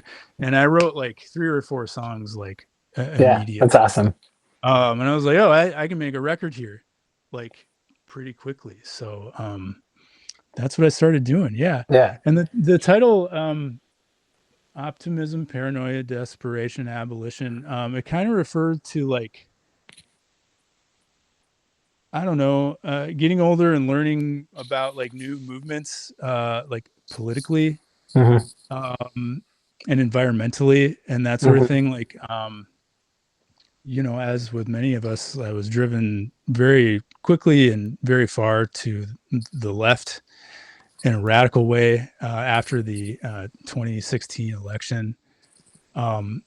Also, in another way, as somebody who started riding a bicycle and like learning about the like oppressive supremacy of cars and like the car centric world we live in. Coming from a place like Michigan, you don't really think about like how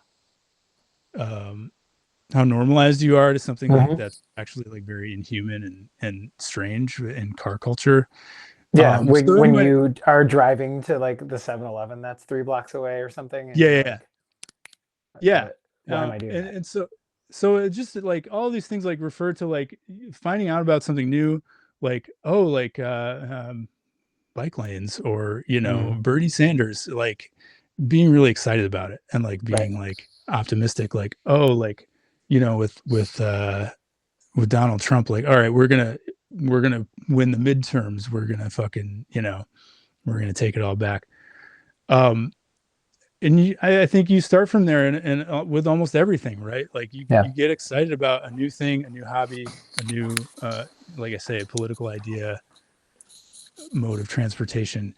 And so you get into it Joining and a it's like band. it's like it's a new thing and you're excited, and then like the reality of like whatever it is starts to set in.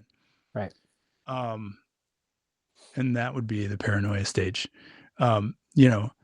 And I don't want to belabor the point here, but that's really like Right. my Not full thought on process. collapse though, right? Like Yeah, paranoia yeah, is yeah. it's sort of almost like the buzz that you get before the desperation Yeah. stage, which is like, I think something is wrong here. Yeah. I'm not sure what it is, but like this isn't like the optimism sort of dwindles a little when the you start going to harshness of meetings, the world. Right. Yeah. right? You go to a city council meeting and you're like, oh, these people are really hostile to this like very simple thing. Like what? Yeah. Where does that come Why is that from? happening? Yeah. Yeah, exactly. Like, but you soldier on, and then you're like, oh fuck, like if we don't do this now, it's never gonna happen. Right. Which is the desperation part, right? Right. Like, It's and again, the AI data center phase of life. yeah, exactly. Yeah. And and this process takes many years for all these things. And eventually, with me, I'm like, okay, fuck it. Like, we need to ban all cars. We need to get rid of political parties, like abolish the police, like fuck prisons, all this stuff. Right. Like when you start thinking about all these things from an intersectional sort of lens, and like you get out of the way that you've been acculturated to what is normal, that things that are just in 20th and 21st century United States are ways of living that are like so actively harmful to ourselves and our loved ones, and I think most importantly, like the vulnerable people that we don't know. You realize that, like, well, at least I have realized that doing things like the optimistic way within these systems that we have built really prevents any change from happening whatsoever. And so that's when you get to the abolition, burn it down side of things.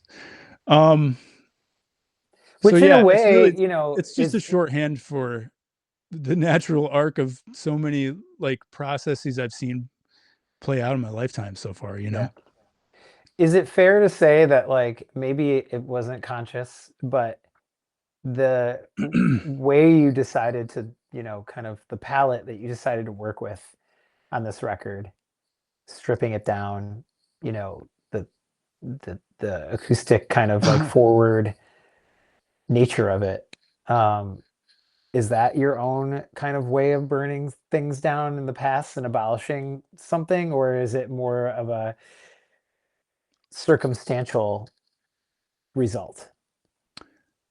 I mean, I don't think it was as like explicit as that. I really felt like it's just a reaction to the last couple of like maximalist records Right. that I made. Yeah. I wasn't saying like I will abandon everything that has come before, anything Right. like Right. that. It was really just like let me try something new. Let me like, and I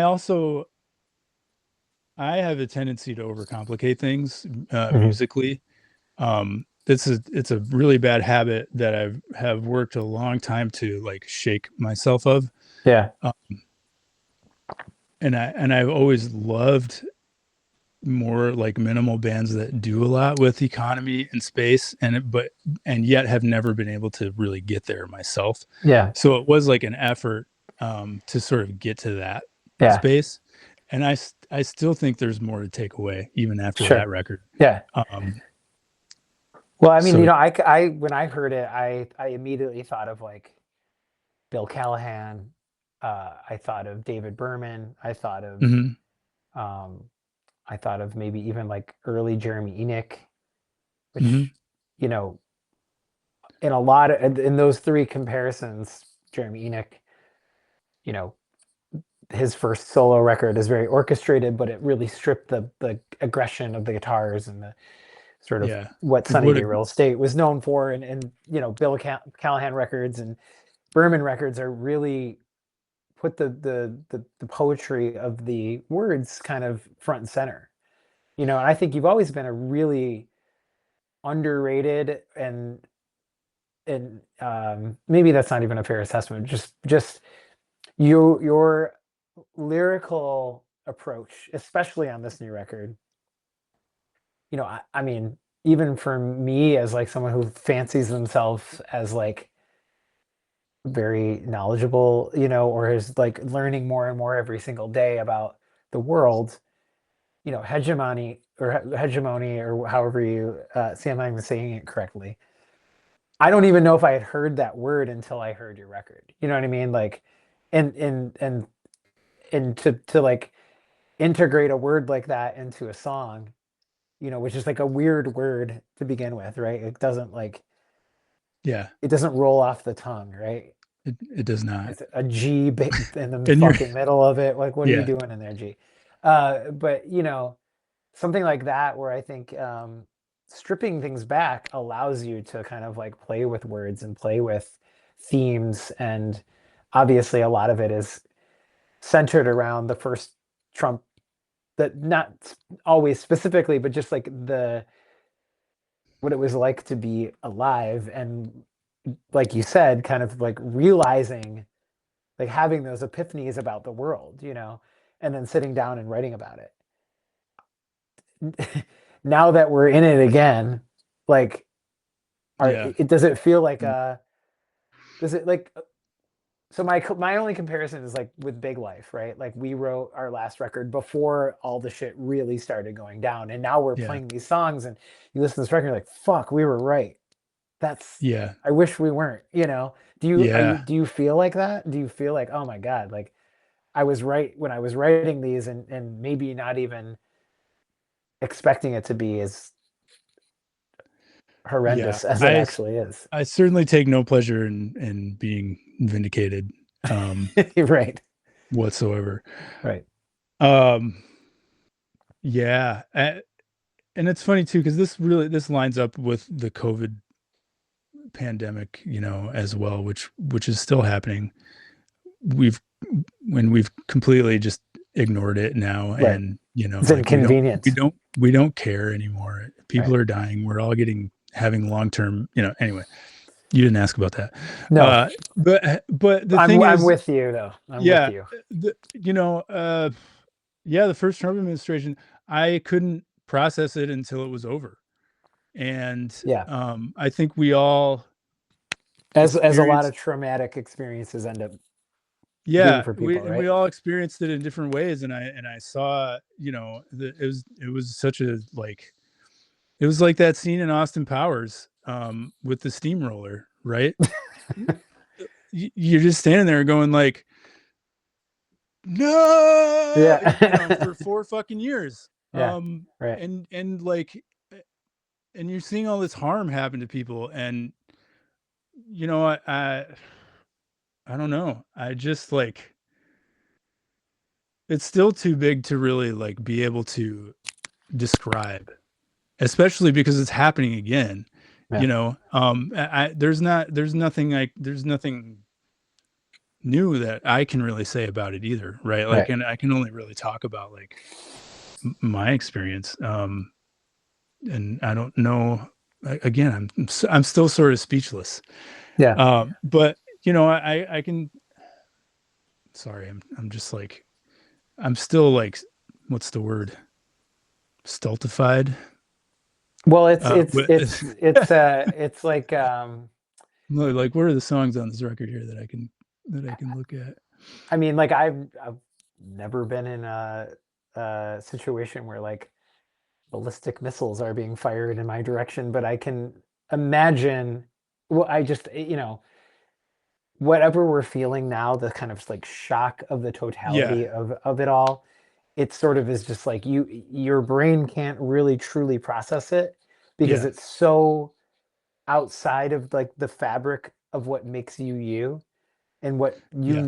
makes most people, even if Well, they are right yeah, leaning or whatever, it seems so yeah, incomprehensible that somebody would need this much power and clearly have no qualms about how to get it, right? Whether it's blowing up a fucking girls' school in another country or, you know, uh, you know, uh, all of the unbelievably corrupt things that they're doing behind the scenes or in front of people's faces, right? yeah, It's a barrage, right? You yeah. know? And I think the thing that gets to me the most, and I still like spend all of my time grappling with, and it's definitely present in this record, is just like the way that it's turned all of us like into such callous fucking assholes Yeah, who really don't give a shit about what happens to anybody else. Like the lack of imagination yeah. that we have toward things that have not happened to us yet. We can't conceive of the fact that they could happen to us. Hmm. Um, and until they do, we are not going to change, and we're just going to otherize and persecute and whatever else makes us feel good, uh to in harming other people. Well, That's what empathy I has just been. can't fucking I can't wrap my mind around it, man. I can't wrap my mind around like the churches that I grew up with Right. and some of the people that took me there, Hmm. can be okay with so much of this stuff. Yeah, I And don't know when or like how like empathy became a sign of weakness or yeah, something, but in a lot of people's eyes, that's kind of where I get very low, yeah, is when I have this n- like massively like this heavy feeling of empathy to people that I don't know on the other side of the world and can't understand why other people don't have it because yeah. I don't look at it as like there's a song on Sleater Kinney's I think it's on One Beat and it's called Far Away. I don't know Hmm. if you know that song, but it's basically like, well, this is just happening somewhere else, so why should we, like the obviously it's not like their perspective, but just the general like perspective on things like war in the Middle East, for example, is Yeah, it's happening over there, so therefore it doesn't affect me, right? yeah. And I can just go about my day. So either What is way, the there's a Bob Dylan quote, and it's something like, uh, "You must be vulnerable to be sensitive to reality." mhm, Um, and I think, I don't know if we've like entrained that within ourselves, like just because you have to be open to the world in order to be somebody who makes art and open to new experiences and like wanting to know what it's like mhm. and wanting to put yourself in the position of somebody you don't know. I don't know if it's that Well, most of but us don't leave our bubble, right? And like yeah, when I, toured in, my mid 20s and with Thunderbirds, you know, going to other countries and meeting people and having those experiences, like it really opens your eyes. Like this is a Yeah. huge world. There's a lot of different people, there's a lot of different cultures, there's a lot of different perspectives on things, ways of doing things. And the one way that you knew up until you had the opportunity to do that doesn't mean that that is the one way. It's just that was the way that you experienced it. And I Yeah. feel that, like, it's a purposeful thing where traveling and doing those kinds of things is made inaccessible to people, so they don't become like you and I, who Yeah. do have empathy and are okay with being vulnerable, and feel like we could have a cooler world if we just tried. Yeah. It's heavy, it's so heavy, man. But I don't even know, like there's no like easy or clean way to like end that conversation and jump into something else, but I do want to kind of like bring it home and wrap Sure. with and before I do, like, for anybody listening, all of the Love X records and Chris's back catalog of music, with Army Navy and Those Transatlantics. Uh, I had Save Latin never recorded to my knowledge, so No, you no. can't listen to that. But um, it's all worth your time. But um, this newest record is just it's a masterpiece, and Oh, I'm so shucks. proud of you for making it. And I listened to it today for the first time in a little bit, and it just, especially like the last few songs, which um, just are melodically so beautiful, and uh, I don't know, like it just the record ends on such a sort of beautiful note in my mind, where, and I'm not trying to like bring this back around to myself, but you know, I Extra Arms has a record called Up From Here that starts in a very kind of like not completely Wh- similar way, but which I'm familiar with that record because I played this is true. keyboards on 5 Um, songs. Chris is all Anyway, over that record. Actually, did it live in the we did. studio. So we did play music together. This We is did true. record together. I forgot. Yeah, yeah, yeah. And Anyway, I you've didn't mean to you've interrupt flown like some things the in the beautiful from, point you were trying to make.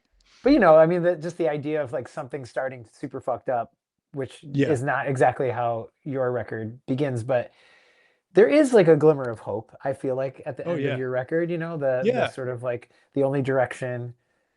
uh I point myself in the direct, I'm paraphrasing you, but like I'm pointing Okay. myself in the direction of love. The only direction that I can go is up. Yeah. uh, it- Leaving it in that way, I think implies that you still have faith that like we can persevere through this.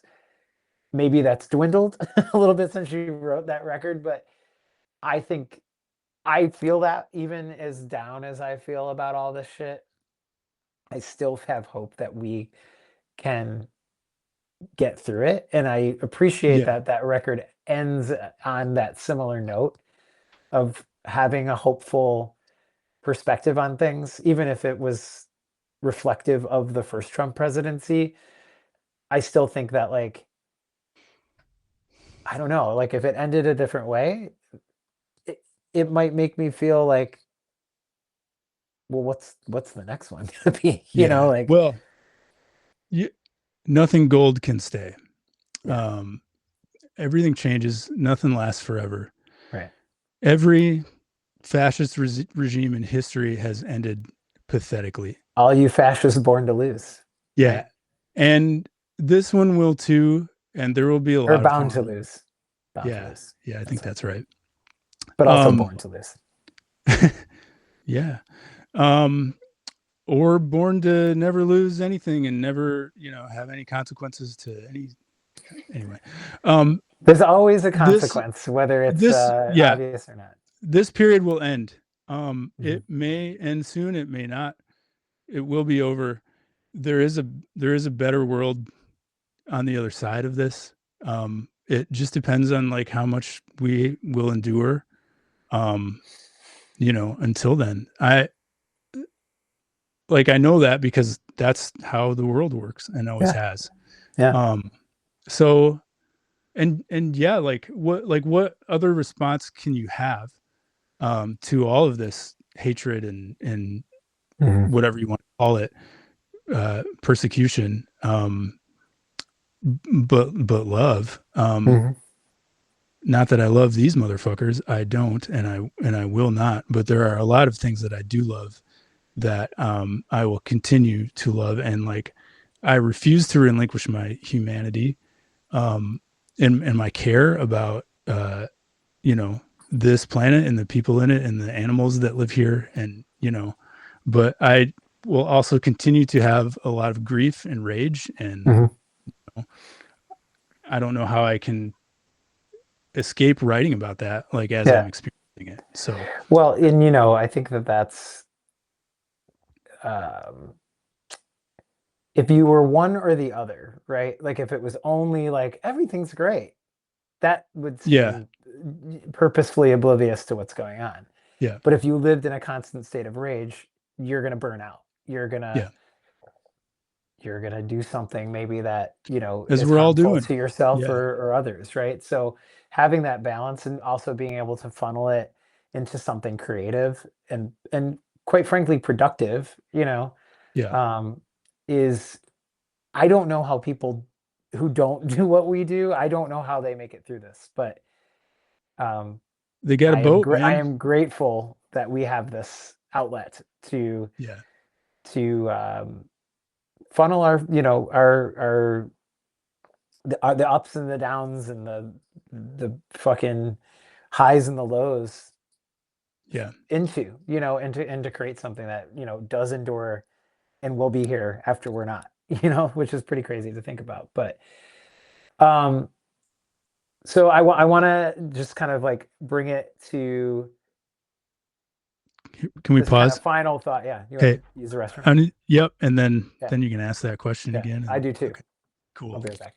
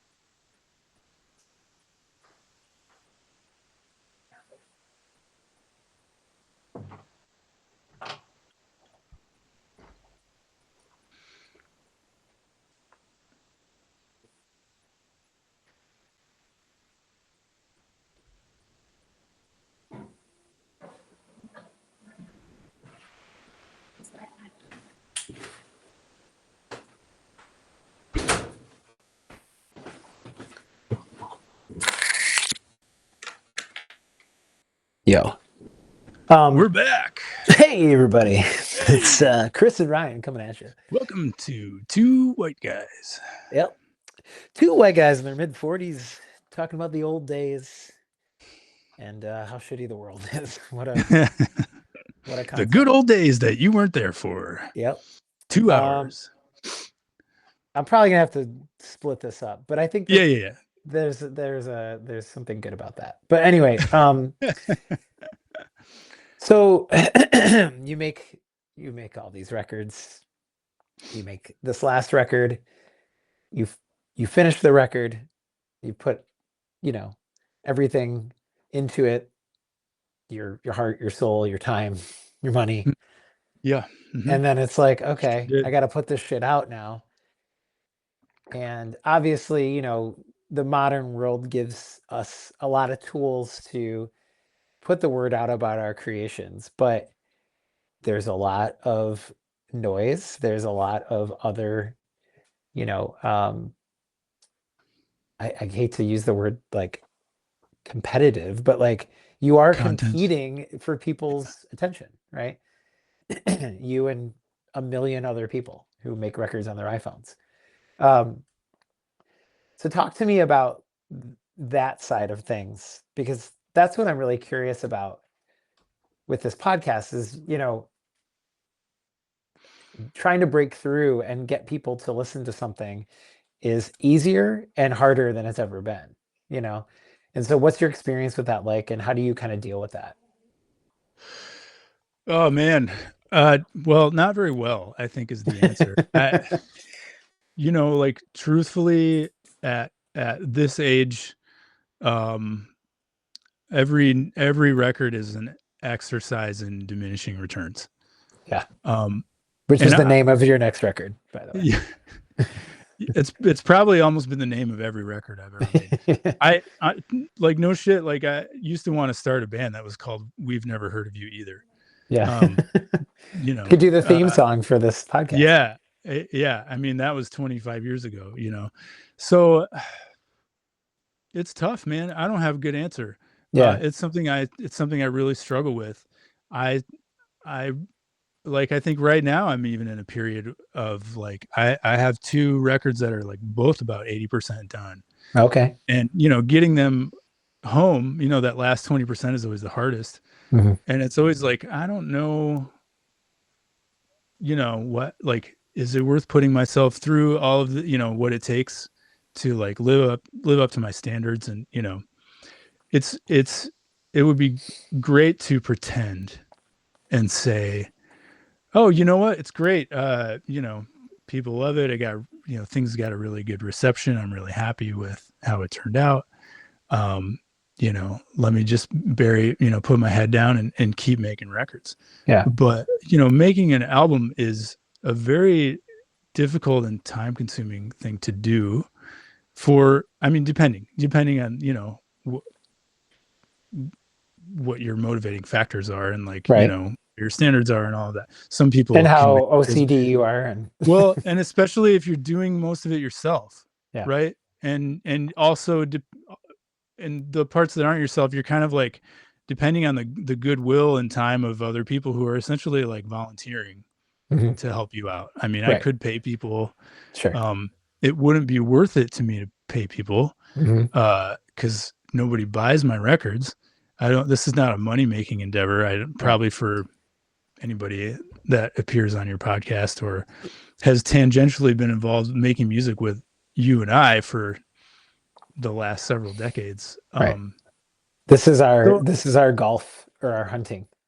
yeah, and I think about that a lot too, Hmm. right? Like, like how much money have I dumped into all of this gear and equipment and time, and I think at some point you'd have to be sensitive to reality, and know that like this is you do it for because you're not going to do anything else. um I don't know if some people are like, well, I have to do this. I don't know if that's true for me, like Okay. at this point. I do like doing it. I do think Hmm. that I like I think there are new things for me to discover artistically, right? Like there are more things I can learn and more places I can go, and that is primarily what it is about for me at this point. Hmm. uh, I like to be surprised. Hmm. I like to throw things at the wall, um and as far as the rest of it goes, like the reception to things, like I've never been interviewed before about Love Acts, after 5 records and 15 years of Hmm. putting them out. um there may be more people that listen to this podcast than I don't know what your numbers are like. um I there can't may be reveal fewer them there right may be now. fewer people that but it's not a lot. I press 100 records, LPs when I make them. Hmm. I don't sell all those. Yeah. I also don't play a lot of shows, as a solo act. um as you know, that's a whole different way of presenting yourself, um a whole different set of expectations to meet and shatter or not. um all these things are tough if like you're in a discipline that like sort of requires feedback. Does that make sense? Yeah. Well, I mean, I Like, think that, it doesn't I mean, I require think, it, but it's nice. It yeah, helps. You, it doesn't, it doesn't, uh, it shouldn't, I guess I should say. And for some people yeah. it does, but it Well, shouldn't be the thing that is like the main reason to do it. The accolades should, I mean, the worst records are made because, I mean, there's some Foo Fighters records, for example, that it's like, well, we gotta make a record so we can go on tour, and you can just tell it's lifeless. Like there's not any real, you know, um, there's not any like actual. I mean, I could be wrong, but it doesn't feel like there's like an emotional weight to it sometimes because it feels mhm, like an obligation, and I think that like when I think about talking about this, yeah, the question is always kind of in the back of my head. I was like, but does it even matter? Like if nobody heard it, would it matter? yeah, yeah, And part of me says, yeah, it would fucking matter. Like it would mhm, disappoint me if I made this thing and no one ever heard it. Like what would be yeah, the point of putting it into the world if not to have people hear it? But it also, on the flip side, doesn't mean that if nobody does, that I'll just stop doing it, right? Because the yeah, process of getting to the point where it's now out in the world, to me, is super fun, mhm, challenging, and it works all these parts of your brain, and you're making these decisions, and if you're collaborating with other people, there's a whole element of that that's involved, and the the end result sometimes is like the icing on the cake, yeah, um, and I just wonder if other people feel that way, because at the end of the day, like, you know, like if Dave Grohl heard an Extra Arms record, would he like it? Yeah, he would. yeah, I think he would. Will sure, he ever hear an Extra Arms record? No, you know. yeah, But my purpose of making Extra Arms records or whatever it is not for Dave Grohl to hear it. It's for me to do something creative and get my thoughts and my feelings and my nervous energy and all the other things out and funnel it into this thing, and I would assume that same kind of like experience, you have a similar like relationship to the creative process, and it's not about the accolades that may or may not come in once you release it. It's about the journey that it takes to get there. yeah, yeah. I mean, it's all that stuff. But it's also like you do make. Well, I think most people do make art in order for people to relate to it. Right. Yeah. You do want like you're not making things for an audience, but it is nice to have one. You know what I This mean? is true.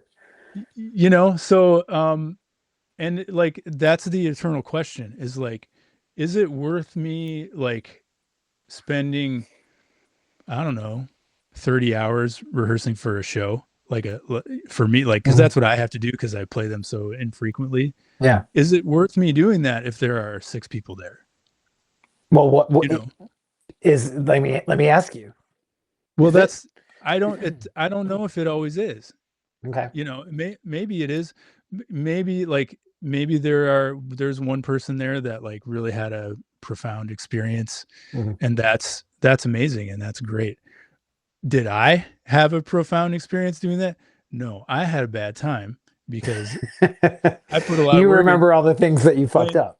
Yeah, and I fucked up and I played to an empty room, Yeah. and um so it's a battle, but Yeah. I mean, I always come back to it. Like Right. I, I always can I keep making records for some reason. Yeah. So maybe I don't know what that is other than it's just something I like to do.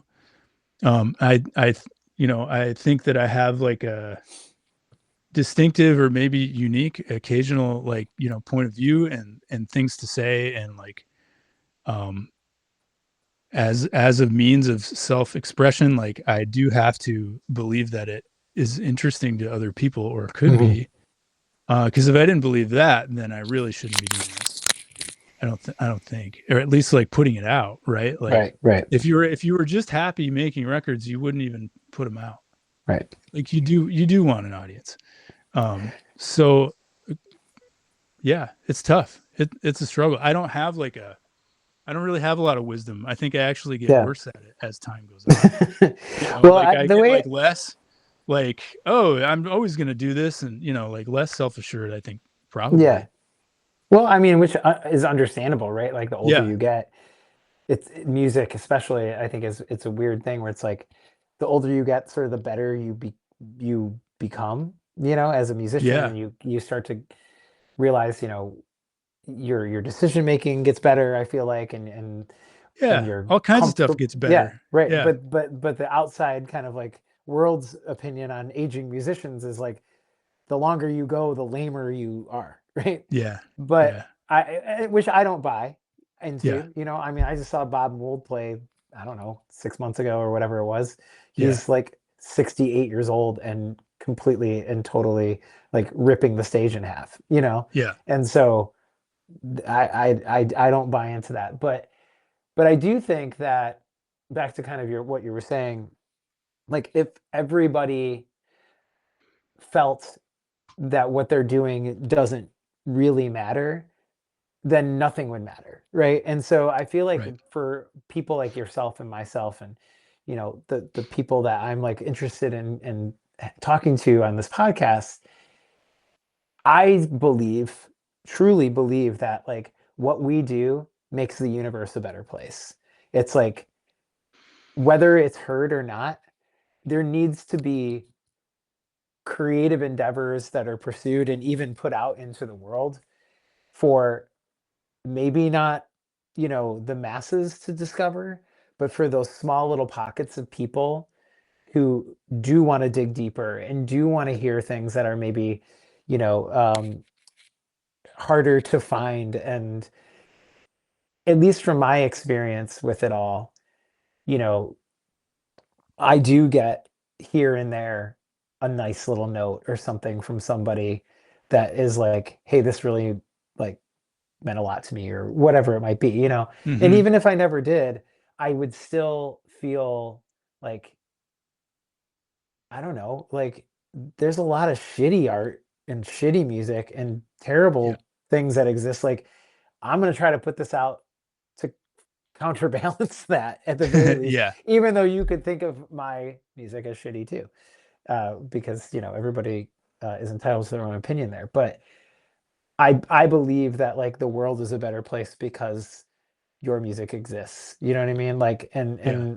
and if I ever lost like that feeling, I would I would be worried about myself. You know. Mm-hmm. Mm-hmm. And maybe that's like a good place to end it. But like, does any of that resonate with you at all? Yeah. Yeah, for sure. I just wanted to also really briefly, are you familiar with the Onion? There's an Onion article from, I don't know, 2023.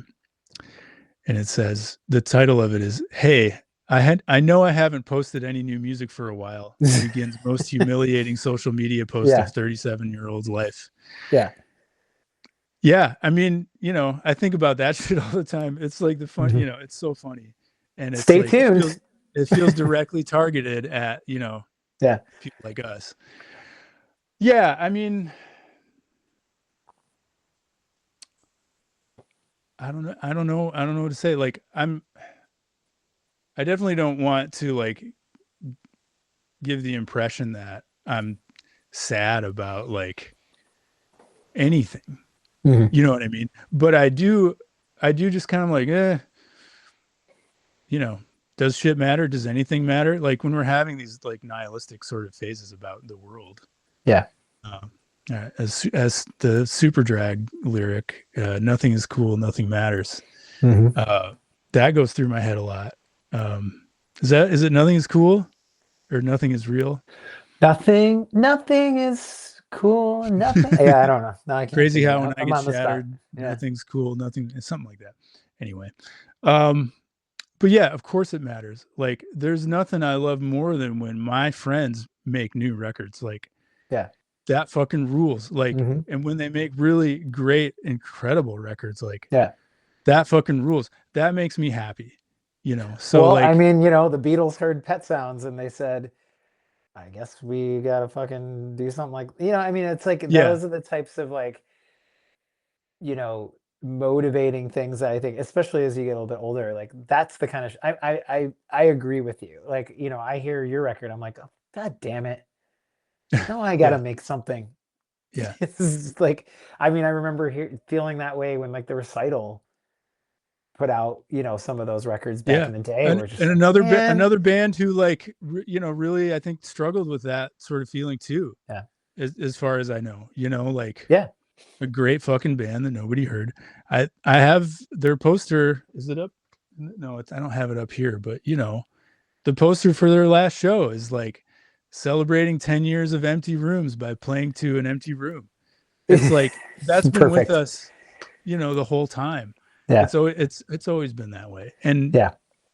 but if what is more valuable to me than any record I've made are the relationships that Hmm. I have with the people that I've made them with, and the people that I've played shows with, and the other people that I've met. Like, my wife is, Yeah. like, we don't really play music like very much together these days, but like our whole entire relationship was born out of that, Yeah. you know. Um and that is because you've been through battles together, Hmm. and I think, like, if there's a takeaway, and I know we got to wrap this up, like, it's going to be that, like, Yeah. the relationships that I've formed through music and art, and like experiencing these things together, like, that's the best part. Yeah. That's what always drew me to wanting to play music in a band, is like being on a team. And Yeah. I think it's also why a lot of, like, old band dudes end up getting super into sports. Mhm. It's like being on a team, man. I mean, all that, Yeah. like, it's like soap operas for dudes. Yeah. And not just Absolutely. dudes. I'm not saying that dudes are the only people that are into sports. You mean Obviously not. dudes in I'm just everyone's a speaking dude. from, Yeah. like, my very limited perspective on that. So, Yeah. yeah. No, I think that's like very well said, and I absolutely concur with that. And yeah, I think the records and the process of creating is just one part of it, you know. Yeah. And I think back to, like the instant album parties and things like that that we used to do, where there was obviously like a creative element to it, which for the listener, we used to form basically like bands on the spot one day in someone's, house, have a party, basically draw names out of a hat. Four people get put into a band. They have to write and record a song, in like a very short period of time. And then at the end of the whole thing, we listen to it all and everybody's drunk and crying or fighting. But um, if you're me, probably both. But those are the things that Yeah. we're gonna Good we're gonna times. talk about and remember when we're, you know, in our, you know, gray hair and can't get up phase. Yeah. You know what I mean? So Yeah. so I agree, and yeah, I guess last question, speaking of like friends or just like other creatives that deserve attention from your perspective, like are there artists, creatives, doesn't have to be music, but is there somebody or a group of people that you feel like doesn't get their due and should, you know, that you would recommend or ask other people to check out? Yeah. I'm going to just rattle off a handful. If that's okay. I'll Yeah, be of course. quick. So, my friend Todd, who's also a Love Axe contributor on the last couple of records, he's got a project named Odd Opal. He just put out his very first solo album. Todd is older than us even, Okay. and he's like spent several years like putting this beautiful gem of an amazingly produced record together. Cool. It's so good. What'd you Go say check it it was out. called? Odd Opal? Odd Opal is the project Okay. name. Oddopal.bandcamp.com. All Check it right. out. It's just phenomenal. Um, my friend Joel Lane has a project called Goodnight House. I Okay. think he just put out his fourth full length. Fantastic record. Cool name. Cool name, great songs, really great production. All these guys are DIY, making records Hmm. in their homes and basements. And like, Yep. it's really amazing what people can do. Hmm.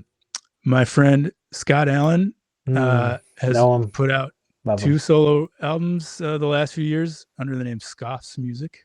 Hmm. Pretty good. I can get you his number if you want to Let have me him on the check my podcast. phone. Let me Yeah. check my phone. I might have it. Okay. I have it. And then a plug for my friend Andrew Dost, who I think a few people may have heard of. Has a project named Metal Bubble Trio that came out last year, which I think is a really unique and beautiful record, and doesn't sound anything like anyone else is doing or has done in a long time. And again, really DIY, amazing sonics and production, and yeah, that's it. Those are my four. Oh, and four very handsome people, I would assume. Yeah, absolutely. Andrew might be at the four top. White men making indie rock records. Yes, dime a dozen. Indeed. Okay, Chris, last question. Yeah. We're stuck in an elevator. Yeah. And you have to tell me why I should check you out, why I should listen to your music. What do you say? Because I think you will be surprised. All right. Yeah. I think well, you may have to survey several pieces along the discography, but it will. I think it will defy your expectations. Yeah, you won't be bored. Yeah, that's for sure. I hope not. You might be, but no, I hope you aren't. If you are, you're probably dead inside. So yeah. Well, where can people find you on the interwebs if they want to listen to your music? http://www.loveaxe.bandcamp.com. Also streaming on all of the places where things are streaming.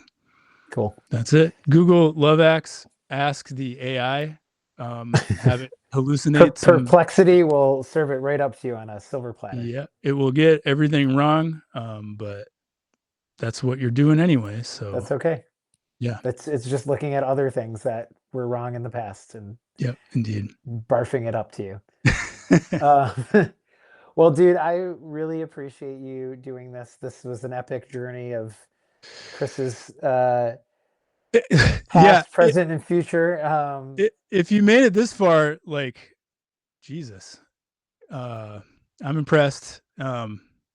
If you never do another interview, this is your magnum opus. It's got everything on it. Yeah. Thanks for having me, man. I'm really excited about your this endeavor of yours. Thanks. And I'm honored that you asked me to participate. And good luck hunting it down to something listenable. Yeah. It'll be an adventure. Take some time. So, well, thank you for being on the show. Everybody go to http:// https if you want the secure. If you're going to make a purchase, you don't want to give your money to the bad guys, but correct. Go to loveaxe.bandcamp.com. Listen to all of Chris's records. If you can find some of the other projects that we discussed, they're absolutely worth your time as well. So, once again, thank you for being on the show. I love you. I respect you. I love you too. And thank you. I appreciate you. Till next time. Likewise, baby. All right. Bye. See ya.